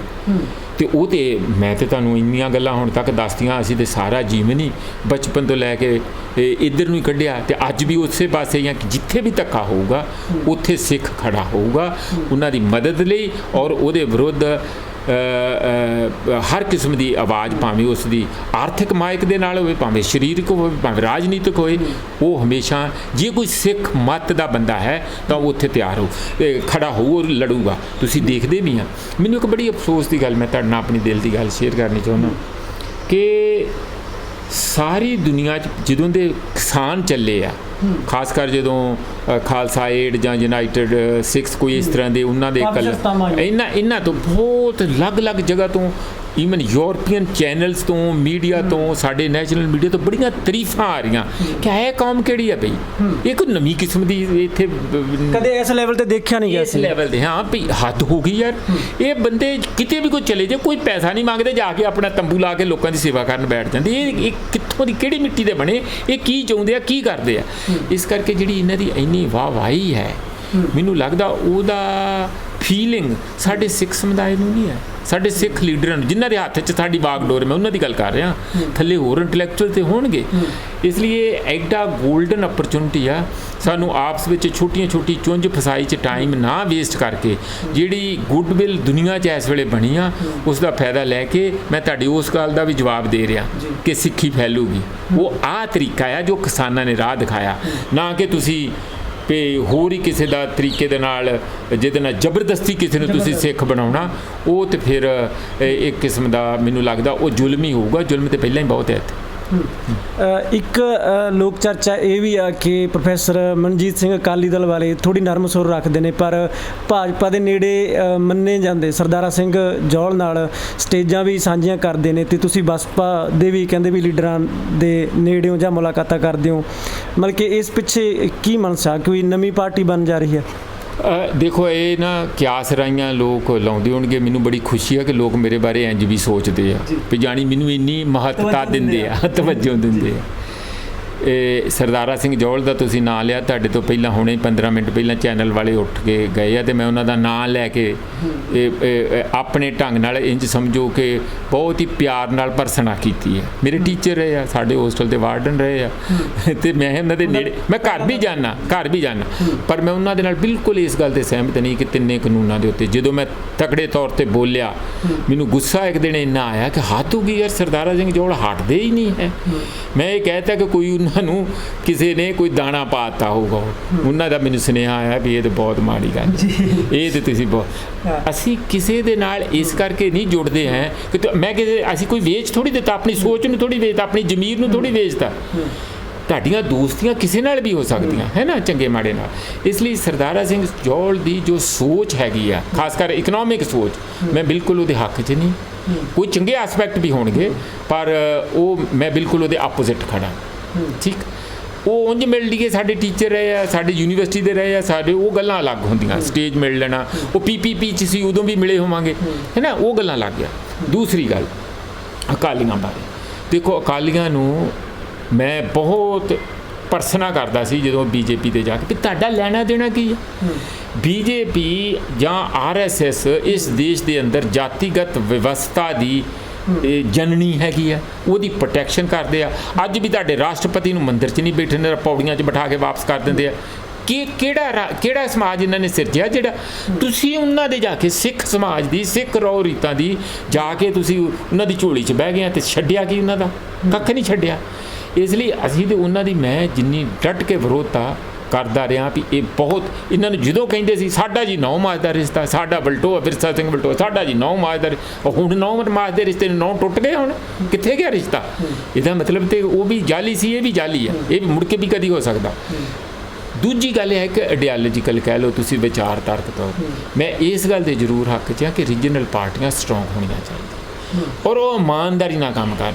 ਜੇ ਉਹਨਾਂ ਨੇ ਉਸੇ ਮਾਡਲ ਦੇ ਉੱਤੇ, ਜਿਸ ਮਾਡਲ ਤੇ ਮੋਦੀ ਕੰਮ ਕਰਦਾ ਜਾਂ ਜਿਸ ਮਾਡਲ ਤੇ ਕਾਂਗਰਸ ਕੰਮ ਕਰਦੀ ਹੈ, ਤੇ ਤੁਸੀਂ ਉਸੇ ਮਾਡਲ ਤੇ ਅਕਾਲੀ ਦਲ ਨੇ ਕੰਮ ਅੱਜ ਦਾ ਅਕਾਲੀ ਦਲ ਜਿਵੇਂ ਜਿਹੋ ਜਿਹਾ ਹੈਗਾ, ਔਰ ਜਿਹੋ ਜਿਹਾ ਕੰਮ ਪਿੱਛੇ ਕੀਤਾ ਉਹਨਾਂ ਨੇ 20-25 ਸਾਲ, ਉਹਨੂੰ ਕੌਣ ਮਨਜ਼ੂਰ ਕਰੂਗਾ? ਹਾਂ, ਜੇ ਉਹ ਅਕਾਲੀ ਦਲ ਜਿਹੜਾ ਕਿਸੇ ਵੇਲੇ ਇਨਕਲਾਬੀ ਅਕਾਲੀ ਦਲ ਸੀ ਹੈ ਨਾ, ਅੱਜ ਤੋਂ 60 ਸਾਲ ਪਹਿਲਾਂ 50 ਸਾਲ ਕੁਰਬਾਨੀਆਂ ਭਰਿਆ, ਈਵਨ ਜਿਹੜਾ ਮੋਰਚਾ ਲਾਇਆ ਇਹਨਾਂ ਨੇ ਇਹਦੇ ਵਿਰੁੱਧ ਐਮਰਜੈਂਸੀ ਦੇ ਵਿਰੁੱਧ ਇੰਦਰਾ ਗਾਂਧੀ ਦੇ, ਕਿਹੜੀ ਦੇਸ਼ ਦੀ ਪਾਰਟੀ ਸੀ? ਸਾਰੇ ਕਮਿਊਨਿਸਟ, ਮੈਨੂੰ ਪੱਕਾ ਪਤਾ, ਸਾਰੇ ਡਰੇ ਹੋਏ ਸੀ, ਅੰਦਰੋਂ ਅੰਦਰੀ ਵੜ ਗਏ ਸੀਗੇ ਕਿ ਫੜ ਲੈਣਗੇ, ਹੋ ਸਕਦਾ ਇੰਦਰਾ ਗਾਂਧੀ ਛੱਡੇ ਨਾ। ਇਹ ਸਿੰਘ ਸੀਗੇ ਜਿਹੜੇ ਉਦੋਂ ਵੀ ਲਗਾਤਾਰ ਉਹਦੇ ਵਿਰੁੱਧ ਮੋਰਚਾ ਲਾਇਆ ਕਿ ਦਮਖਮ ਤੇ ਸੀਗਾ ਨਾ। ਇਹ ਸਾਰਾ ਇਹਨਾਂ ਨੇ ਤਹਿਸ਼ ਨਹਿਸ਼ ਕਰਕੇ ਮਿੱਟੀ 'ਚ ਮਿਲਾ ਦਿੱਤਾ। ਅਸੀਂ ਇੰਨੀ ਕੁ ਗੱਲ ਤੁਸੀਂ ਕਹਿ ਸਕਦੇ ਕਿ ਅਸੀਂ ਅੱਜ ਵੀ ਉਮੀਦ ਕਰਦੇ ਹਾਂ ਕਿ ਜੇ ਆਪਣੇ ਆਪ ਨੂੰ ਬਦਲ ਕੇ ਚੰਗੇ ਲੀਡਰ, ਜਿਹਦੀ ਕਿ ਮੈਨੂੰ ਅਸਲ 'ਚ ਕੋਈ ਉਮੀਦ ਹੈ ਨਹੀਂ, ਕਿਉਂਕਿ ਇੰਨਾ ਜਦੋਂ ਵਿਗੜ ਜਾਏ ਨਾ, ਇੰਨੇ ਬੰਦੇ ਗਲਤ ਕਿਸਮ ਦੇ ਖਾਣ ਪੀਣ ਵਾਲੇ ਭਰਤੀ ਹੋ ਜਾਣ ਤੇ ਬਹੁਤਾ ਕੁਝ ਕਰ ਨਹੀਂ ਸਕਦੇ ਹੁੰਦੇ। ਪਰ ਫਿਰ ਵੀ ਅਸੀਂ ਇਹ ਜ਼ਰੂਰ ਮੇਰੀ ਸੋਚ ਦਾ ਹਿੱਸਾ ਕਿ ਦੇਸ਼ ਦੇ ਅੰਦਰ ਜੇ ਸੰਘੀ ਢਾਂਚੇ ਨੂੰ ਮਜ਼ਬੂਤ ਕਰਨਾ ਤਾਂ ਉਹ ਕਾਂਗਰਸ ਤੇ ਬੀਜੇਪੀ ਨਹੀਂ ਕਰੂਗੀ, ਨਾ ਕੋਈ ਹੋਰ, ਇਹ ਰੀਜਨਲ ਪਾਰਟੀਆਂ ਕਰ ਸਕਦੀਆਂ ਜੇ ਆਪਣੇ ਤੌਰ ਤਰੀਕੇ ਠੀਕ ਕਰਨ। ਤੁਹਾਨੂੰ ਕੀ ਲੱਗਦਾ ਕਿ ਜਿਹੜੀਆਂ ਰਵਾਇਤੀ ਪਾਰਟੀਆਂ ਨੇ, ਰਵਾਇਤੀ ਪਾਰਟੀਆਂ ਦੇ ਗਲਬੇ 'ਚੋਂ ਪੰਜਾਬ ਨੂੰ ਕੱਢਣ ਲਈ ਕੀ ਯਤਨ ਹੋ ਸਕਦੇ ਨੇ ਪ੍ਰੋਫੈਸਰ ਸਾਹਿਬ? ਰਵਾਇਤੀ ਪਾਰਟੀਆਂ ਦੇ ਗਲਬੇ 'ਚ ਪੰਜਾਬ ਇੱਕ ਤਰ੍ਹਾਂ ਫਸ ਕੇ ਰਹਿ ਗਿਆ, ਉਹਦੇ 'ਚੋਂ ਕੱਢਣ ਲਈ ਕੀ ਹੋ ਸਕਦਾ? ਇਹ ਸਵਾਲ ਤੁਹਾਡਾ ਫਿਰ ਦੂਸਰੀ ਵਾਰ ਦੂਜੇ ਰੂਪ 'ਚ ਉਹ ਹੀ ਆਇਆ। ਗੱਲ ਇਹ ਠੀਕ ਹੈ ਤੁਹਾਡੀ, ਜਿਸ ਤਰ੍ਹਾਂ ਅਸੀਂ PPP ਦੇ ਵਿੱਚ ਟੱਕਰਾਂ ਮਾਰੀਆਂ, ਫਿਰ ਆਮ ਆਦਮੀ ਪਾਰਟੀ 'ਚ ਟੱਕਰਾਂ ਮਾਰੀਆਂ, ਪਹਿਲਾਂ ਅਸੀਂ ਐਜ਼ ਏ ਯੰਗ ਸਟੂਡੈਂਟ ਉਦੋਂ ਇਨਕਲਾਬ ਲਈ ਟੱਕਰਾਂ ਮਾਰੀਆਂ ਹੈ ਨਾ, ਉਹ ਅੱਜ ਵੀ ਟੱਕਰਾਂ ਮਾਰੀ ਜਾ ਰਹੇ। ਹੁਣ ਕਿਸਾਨਾਂ ਦੇ ਨਾਲ ਜੁੜ ਕੇ ਲੱਗੇ ਹੋਏ ਆ ਕਿ ਸਾਨੂੰ ਰੋਟੀ ਹਜਮ ਨਹੀਂ ਦੀ, ਮੈਨੂੰ ਕੀ ਤਕਲੀਫ ਆ, ਜਾਂਦੇ ਆ ਚੱਕਦੇ ਆ ਗੱਡੀ ਚੱਲ ਪੈਂਦੇ, ਚੱਕਦੇ ਆ ਗੱਡੀ ਉੱਤੇ ਚੱਲ ਪੈਂਦੇ ਆ। ਕੋਈ ਦਿਲ ਦੇ ਵਿੱਚ ਦੁੱਖ ਜਾਂ ਕਿਸੇ ਕਿਸਮ ਦੀ ਉਮੀਦ ਹੈ ਨਾ, ਤਾਂ ਹੀ ਆ। ਇਸ ਲਈ ਸਫ਼ਰ ਹੋਊਗਾ ਤੇ ਥੱਲਿਓਂ ਹੀ, ਜਦ ਵੀ ਨਿਕਲੇ ਜੜ ਤੋਂ ਲਾ ਜਾਊਗਾ, ਬਿਲਕੁਲ ਥੱਲਿਓਂ ਨਵੀਂ ਕਿਸਮ ਦੀ ਸੋਚ ਦੀ, ਨਵੀਂ ਕਿਸਮ ਦੀ ਤਨਜ਼ੀਮ ਦੀ ਇੱਕ ਪਾਰਟੀਆਂ ਆਉਣੀਆਂ ਚਾਹੀਦੀਆਂ। ਉਹ ਔਖਾ ਬਹੁਤ ਕੰਮ ਹੈ, ਮੁਸ਼ਕਲਾਂ ਭਰਿਆ, ਬਹੁਤ ਚੁਣੌਤੀਆਂ ਭਰਿਆ ਹੋਊਗਾ, ਵਿਖੜੇ ਰਸਤਿਆਂ ਵਾਲਾ ਹੋਊਗਾ। ਪਰ ਜੇ ਤੁਸੀਂ ਹੁਣ ਵਾਲੀਆਂ ਪਾਰਟੀਆਂ ਤੋਂ ਉਮੀਦ ਕਰੋ, ਜਿੰਨਾ ਇਹਨਾਂ ਦਾ ਢਾਂਚਾ ਸੜ ਚੁੱਕਾ, ਜਿੰਨਾ ਇਹ ਸਿੰਗਲ ਲੀਡਰ ਕੇਂਦਰਿਤ ਪਾਰਟੀਆਂ ਹੋ ਚੁੱਕੀਆਂ, ਚਿਹਰਿਆਂ ਦੀਆਂ ਪਾਰਟੀਆਂ ਹੋ ਚੁੱਕੀਆਂ, ਅੰਦਰੂਨੀ ਜਮਹੂਰੀਅਤ ਰਹੀ ਨਹੀਂ, ਕਦੀ ਕੋਈ ਉਹਨਾਂ ਦੀਆਂ ਚੋਣਾਂ ਨਹੀਂ ਪ੍ਰੋਪਰ ਹੁੰਦੀਆਂ, ਕਦੀ ਉਹ ਪਾਰਟੀਆਂ ਦੀਆਂ ਆਪਣੀਆਂ ਜੇ ਅੰਦਰੂਨੀ ਜਮਹੂਰੀਅਤ ਨਹੀਂ ਤੇ ਦੇਸ਼ ਦੀ ਜਮਹੂਰੀਅਤ ਕਿੱਥੋਂ ਲੈ ਆਉਣਗੇ ਬਈ? ਚਿਹਰਿਆਂ ਦੇ ਨਾਂ ਤੇ ਚੱਲਦੀਆਂ ਪਾਰਟੀਆਂ, ਆ ਜੀ ਮੋਦੀ ਦੀ ਪਾਰਟੀ, ਆ ਜੀ ਬਾਦਲ ਦੀ ਪਾਰਟੀ, ਆ ਜੀ ਕੈਪਟਨ ਦੀ ਪਾਰਟੀ, ਇਹੋ ਹੀ ਕੁਛ ਰਹਿ ਗਿਆ। ਇਹ ਸਾਰੀ ਦੀ ਸਾਰੀ ਰਾਜਨੀਤੀ ਖਤਮ ਕਰਕੇ ਨਵੀਂ ਰਾਜਨੀਤੀ ਲਿਆਉਣੀ ਪਊਗੀ। ਹੁਣ ਜੇ ਮੈਨੂੰ ਇਹ ਸਵਾਲ ਕਰੋ ਵੀ ਉਹ ਕਿੱਦਾਂ ਆਊਗੀ, ਕਿੱਥੋਂ ਆਊਗੀ, ਉਹ ਮੈਨੂੰ ਅਜੇ ਤੁਰੰਤ ਤੇ ਉਹਦਾ ਕੋਈ ਹੱਲ ਨਹੀਂ ਦਿਖਦਾ, ਪਰ ਹੈ ਹੱਲ ਉਹਦੇ 'ਚ। ਕਿਸੇ ਵੇਲੇ ਅੱਜ ਤੋਂ 40 ਸਾਲ ਪਹਿਲਾਂ ਇਹੋ ਜਿਹੀਆਂ ਉਮੀਦਾਂ ਲੋਕ ਲੈਫਟਾਂ ਤੋਂ ਲਾਉਂਦੇ ਸੀ, ਉਹ ਆਪਣੇ ਆਪ ਨੂੰ ਕਾਫੀ ਇਨਕਲਾਬੀ ਰੈਡੀਕਲ ਸਮਝਦੇ ਸੀ, ਪਰ ਮੈਨੂੰ ਲੱਗਦਾ ਕਿ ਹੌਲੀ ਹੌਲੀ ਉਹ ਪਾਰਟੀਆਂ ਵੀ ਇਸੇ ਹੀ ਕਿਸਮ ਦੇ ਪਾਰਲੀਮੈਂਟਰੀ ਸਿਸਟਮ ਦਾ ਵੱਡੇ ਪੱਧਰ 'ਤੇ ਸ਼ਿਕਾਰ ਹੋ ਕੇ ਉਹ ਜਜ਼ਬ ਹੋ ਗਈਆਂ, ਉਹ ਆਪਣੀ ਅਲੱਗ ਹੋਂਦ, ਅਲੱਗ ਉਮੀਦ ਨੂੰ ਕਾਇਮ ਨਹੀਂ ਰੱਖ ਸਕੇ।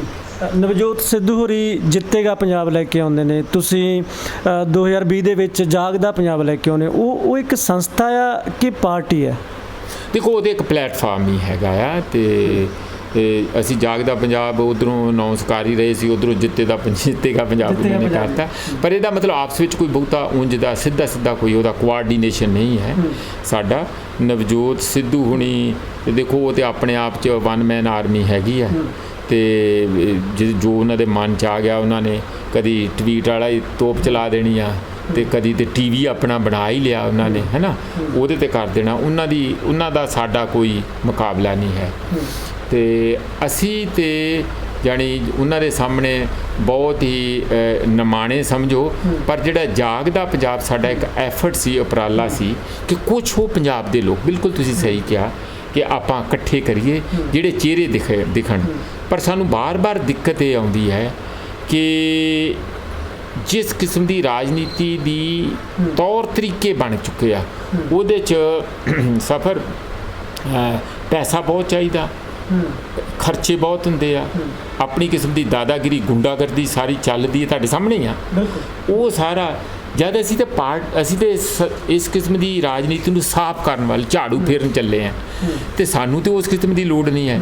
ਪਰ ਉਹ ਜਿਹੜੇ ਸ਼ਰੀਫ ਲੋਕ ਆ ਇਹੋ ਜਿਹੇ ਹਾਲਾਤ ਦੇ ਵਿੱਚ, ਜਿਹੜੇ ਚੰਗੇ ਲੋਕ ਆ, ਜਿਹੜੇ ਐਕਚੁਅਲੀ ਕੁਝ ਸਮਾਜ ਲਈ, ਪੰਜਾਬ ਲਈ ਕਰ ਸਕਦੇ ਆ, ਉਹ ਡਰੇ ਬੈਠੇ ਆ, ਅਲੱਗ-ਅਲੱਗ ਬੈਠੇ, ਉਹਨਾਂ ਦੀ ਹਿੰਮਤ ਨਹੀਂ ਸਾਹਮਣੇ ਪੈਂਦੀ ਕਿ ਇਹਨਾਂ ਮਗਰਮੱਛਾਂ ਦਾ ਮੁਕਾਬਲਾ ਕਰਕੇ ਇਹਨਾਂ ਨੂੰ ਢਾਹ ਸੁੱਟਣ। ਤਾਈਂ ਜਿਹੜੀ ਤੁਹਾਡਾ ਪਹਿਲਾ ਵੀ ਸਵਾਲ ਸੀ, ਮੈਂ ਉਹਦੇ ਨਾਲ ਜੋੜਦਾ ਕਿਸਾਨਾਂ ਦੀ ਰਾਜਨੀਤੀ 'ਚੋਂ।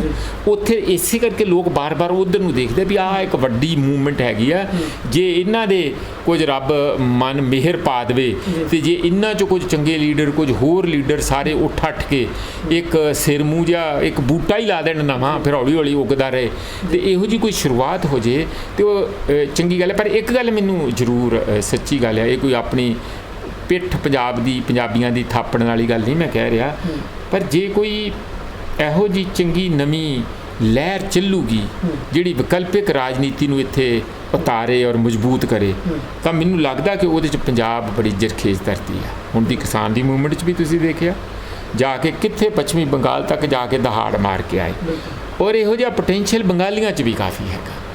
ਉਹਨਾਂ ਦਾ ਵੀ ਇਤਿਹਾਸ ਇਹੋ ਜਿਹਾ ਸਾਡੇ ਵਰਗਾ, ਉਹ ਥੋੜ੍ਹੇ ਦੂਜੇ ਢੰਗ ਨਾਲ ਚੱਲਦੇ, ਅਸੀਂ ਥੋੜ੍ਹੇ ਜਿਹੇ ਦੂਜੇ ਢੰਗ ਨਾਲ ਚੱਲਦੇ ਹਾਂ, ਹੈ ਨਾ।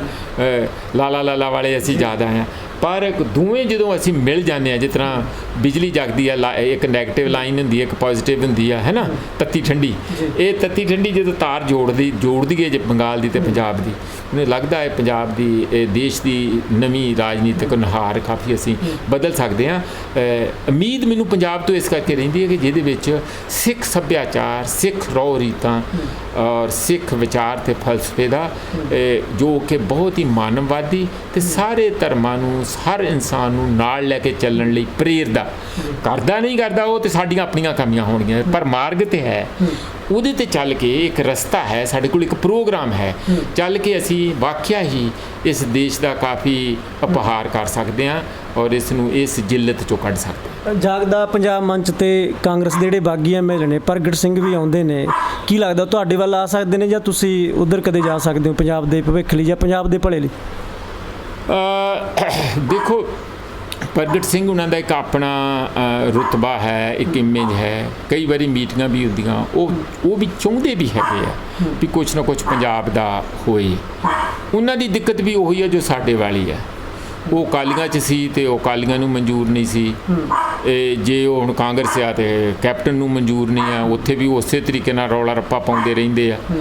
ਤੇ ਸਾਰੀ ਗੱਲ ਮਿਲਾ ਕੇ ਆਉਣ ਵਾਲੇ ਸਮੇਂ 'ਚ 2-3 ਮਹੀਨਿਆਂ 'ਚ ਦੇਖਣਾ ਪਊਗਾ ਕਿ ਕੀ ਜਿਹੜੀਆਂ ਸਾਰੀਆਂ ਇਹੋ ਜਿਹੀਆਂ ਤਾਕਤਾਂ ਪ੍ਰਗਟ ਹੋਵੇ, ਹੋਰ ਵੀ ਬਹੁਤ ਸਾਰੇ ਹੈਗੇ, ਭਾਵੇਂ ਉਹ ਪਾਰਟੀਆਂ ਦੇ ਅੰਦਰ ਹੋਣ, ਪਾਰਟੀਆਂ ਦੇ ਬਾਹਰ ਹੋਣ, ਸੋਸ਼ਲ ਵਰਕਰ ਹੋਣ, ਕਿਸੇ ਵੀ ਕਿਸਮ ਦੇ ਇੰਟਲੈਕਚੁਅਲ ਹੋਣ, ਟੀਚਰ ਹੋਣ, ਬਹੁਤ ਸਾਰੇ ਹੋਰ ਵੀ ਹੋ ਸਕਦੇ, ਸਮਾਜ ਸੇਵੀ ਵੀ ਕੋਈ ਹੋ ਸਕਦੇ। ਉਹ ਜਾਗਦਾ ਪੰਜਾਬ ਹੋਵੇਗਾ, ਜਿੱਤ ਗਿਆ ਪੰਜਾਬ ਹੋਵੇ, ਉਹ ਕੋਈ ਬਹੁਤਾ ਫਰਕ ਨਹੀਂ ਪੈਂਦਾ ਹੈ, ਪਰ ਇਹ ਬੰਦਿਆਂ ਲਈ ਇਹ ਬਹੁਤ ਅਤੀ ਜ਼ਰੂਰੀ ਹੈਗਾ ਕਿ ਉਹ ਕਿਤੇ ਨਾ ਕਿਤੇ ਕਿਸੇ ਪਲੇਟਫਾਰਮ 'ਤੇ ਜ਼ਰੂਰ ਆਉਣ, ਕਿਉਂਕਿ ਇਸ ਵੇਲੇ ਸਮੇਂ ਦੀ ਵੀ ਲੋੜ ਆ ਔਰ ਪੰਜਾਬ ਜਿਸ ਸੰਕਟ 'ਚ ਇਸ ਵੇਲੇ ਫਸਿਆ ਹੋਇਆ, 3 ਬਿੱਲ ਖਤਮ ਹੋਣ ਤੋਂ ਬਾਅਦ ਵੀ ਆਪਾਂ ਨੂੰ ਪਤਾ ਕਿ ਜਿਹੜੀ ਗੱਲ ਸਿਰੇ ਲੱਗਣੀ ਨਹੀਂ ਹੈ।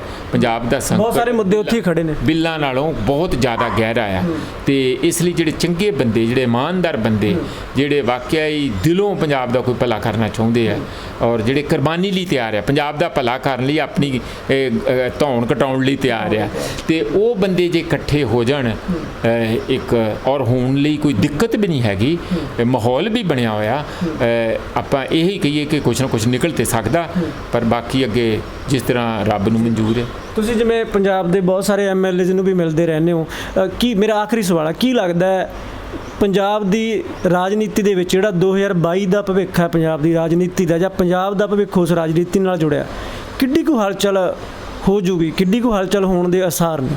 ਦੇਖੋ, ਇਸ ਤਰ੍ਹਾਂ ਹੈ ਕਿ ਬਿਲਕੁਲ ਪਲਟੇ ਵਾਲੀ ਗੱਲ ਤਾਂ ਮੈਨੂੰ ਕੋਈ ਲੱਗਦੀ ਨਹੀਂ, ਕਿਉਂਕਿ ਟਾਈਮ ਬੜਾ ਥੋੜ੍ਹਾ ਆ।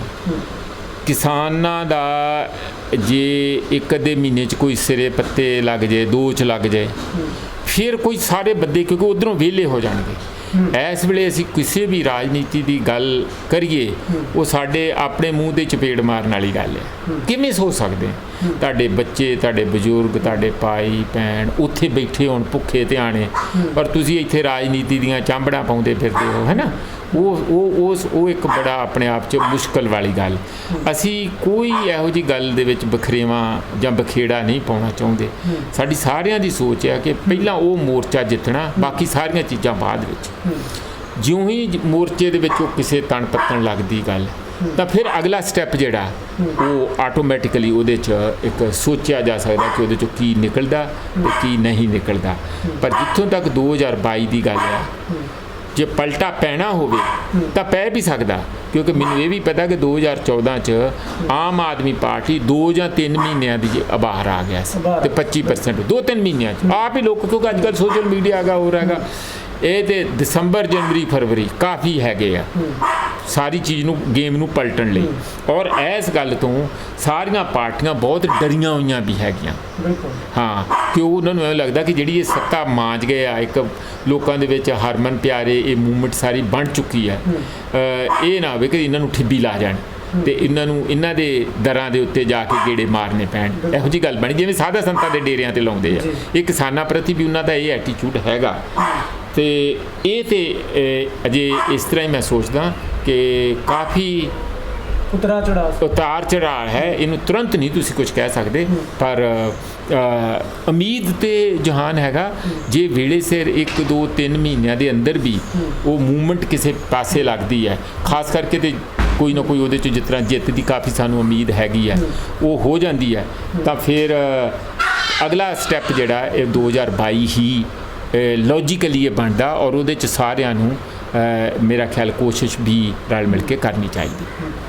ਤੁਸੀਂ ਆਪਣਾ ਬਹੁਤ ਸਾਰਾ ਜਿਹੜਾ ਕੀਮਤੀ ਸਮਾਂ ਪ੍ਰੋਫੈਸਰ ਸਾਹਿਬ ਸਾਨੂੰ ਦਿੱਤਾ, ਬਹੁਤ ਬਹੁਤ ਸ਼ੁਕਰੀਆ ਪ੍ਰਵਾਸੀ ਟੀਵੀ ਦੇ ਨਾਲ। ਧੰਨਵਾਦ ਜੀ, ਬਹੁਤ ਬਹੁਤ ਸ਼ੁਕਰੀਆ ਤੁਹਾਡਾ ਸਰ। ਇਹ ਸੀਗੇ ਪ੍ਰੋਫੈਸਰ ਮਨਜੀਤ ਹੋਰੀ, ਜਿਨ੍ਹਾਂ ਦੇ ਨਾਲ ਅਸੀਂ ਪ੍ਰਵਾਸੀ ਟੀਵੀ ਸਪੈਸ਼ਲ ਦੇ ਵਿੱਚ ਖੁੱਲ੍ਹੀ ਚਰਚਾ ਕੀਤੀ ਆ ਪੰਜਾਬ ਨੂੰ ਲੈ ਕੇ, ਮੁੱਦਿਆਂ ਨੂੰ ਲੈ ਕੇ, ਕਿਸਾਨੀ ਨੂੰ ਲੈ ਕੇ ਜਾਂ ਪੰਜਾਬ ਦੀ ਰਾਜਨੀਤੀ ਨੂੰ ਲੈ ਕੇ। ਅਗਲੇ ਐਪੀਸੋਡ ਦੇ ਵਿੱਚ, ਅਗਲੇ ਭਾਗ ਦੇ ਵਿੱਚ ਫਿਰ ਕਿਸੇ ਅਜਿਹੀ ਸ਼ਖਸੀਅਤ ਨੂੰ ਲੈ ਕੇ ਤੁਹਾਡੇ ਰੂਬਰੂ ਹੋਵਾਂਗੇ। ਤਦ ਤੱਕ ਲਈ ਮੈਨੂੰ ਦਿਓ ਇਜਾਜ਼ਤ, ਰੱਬ ਰੱਖਾ। Please subscribe Pravasi TV and press the bell icon.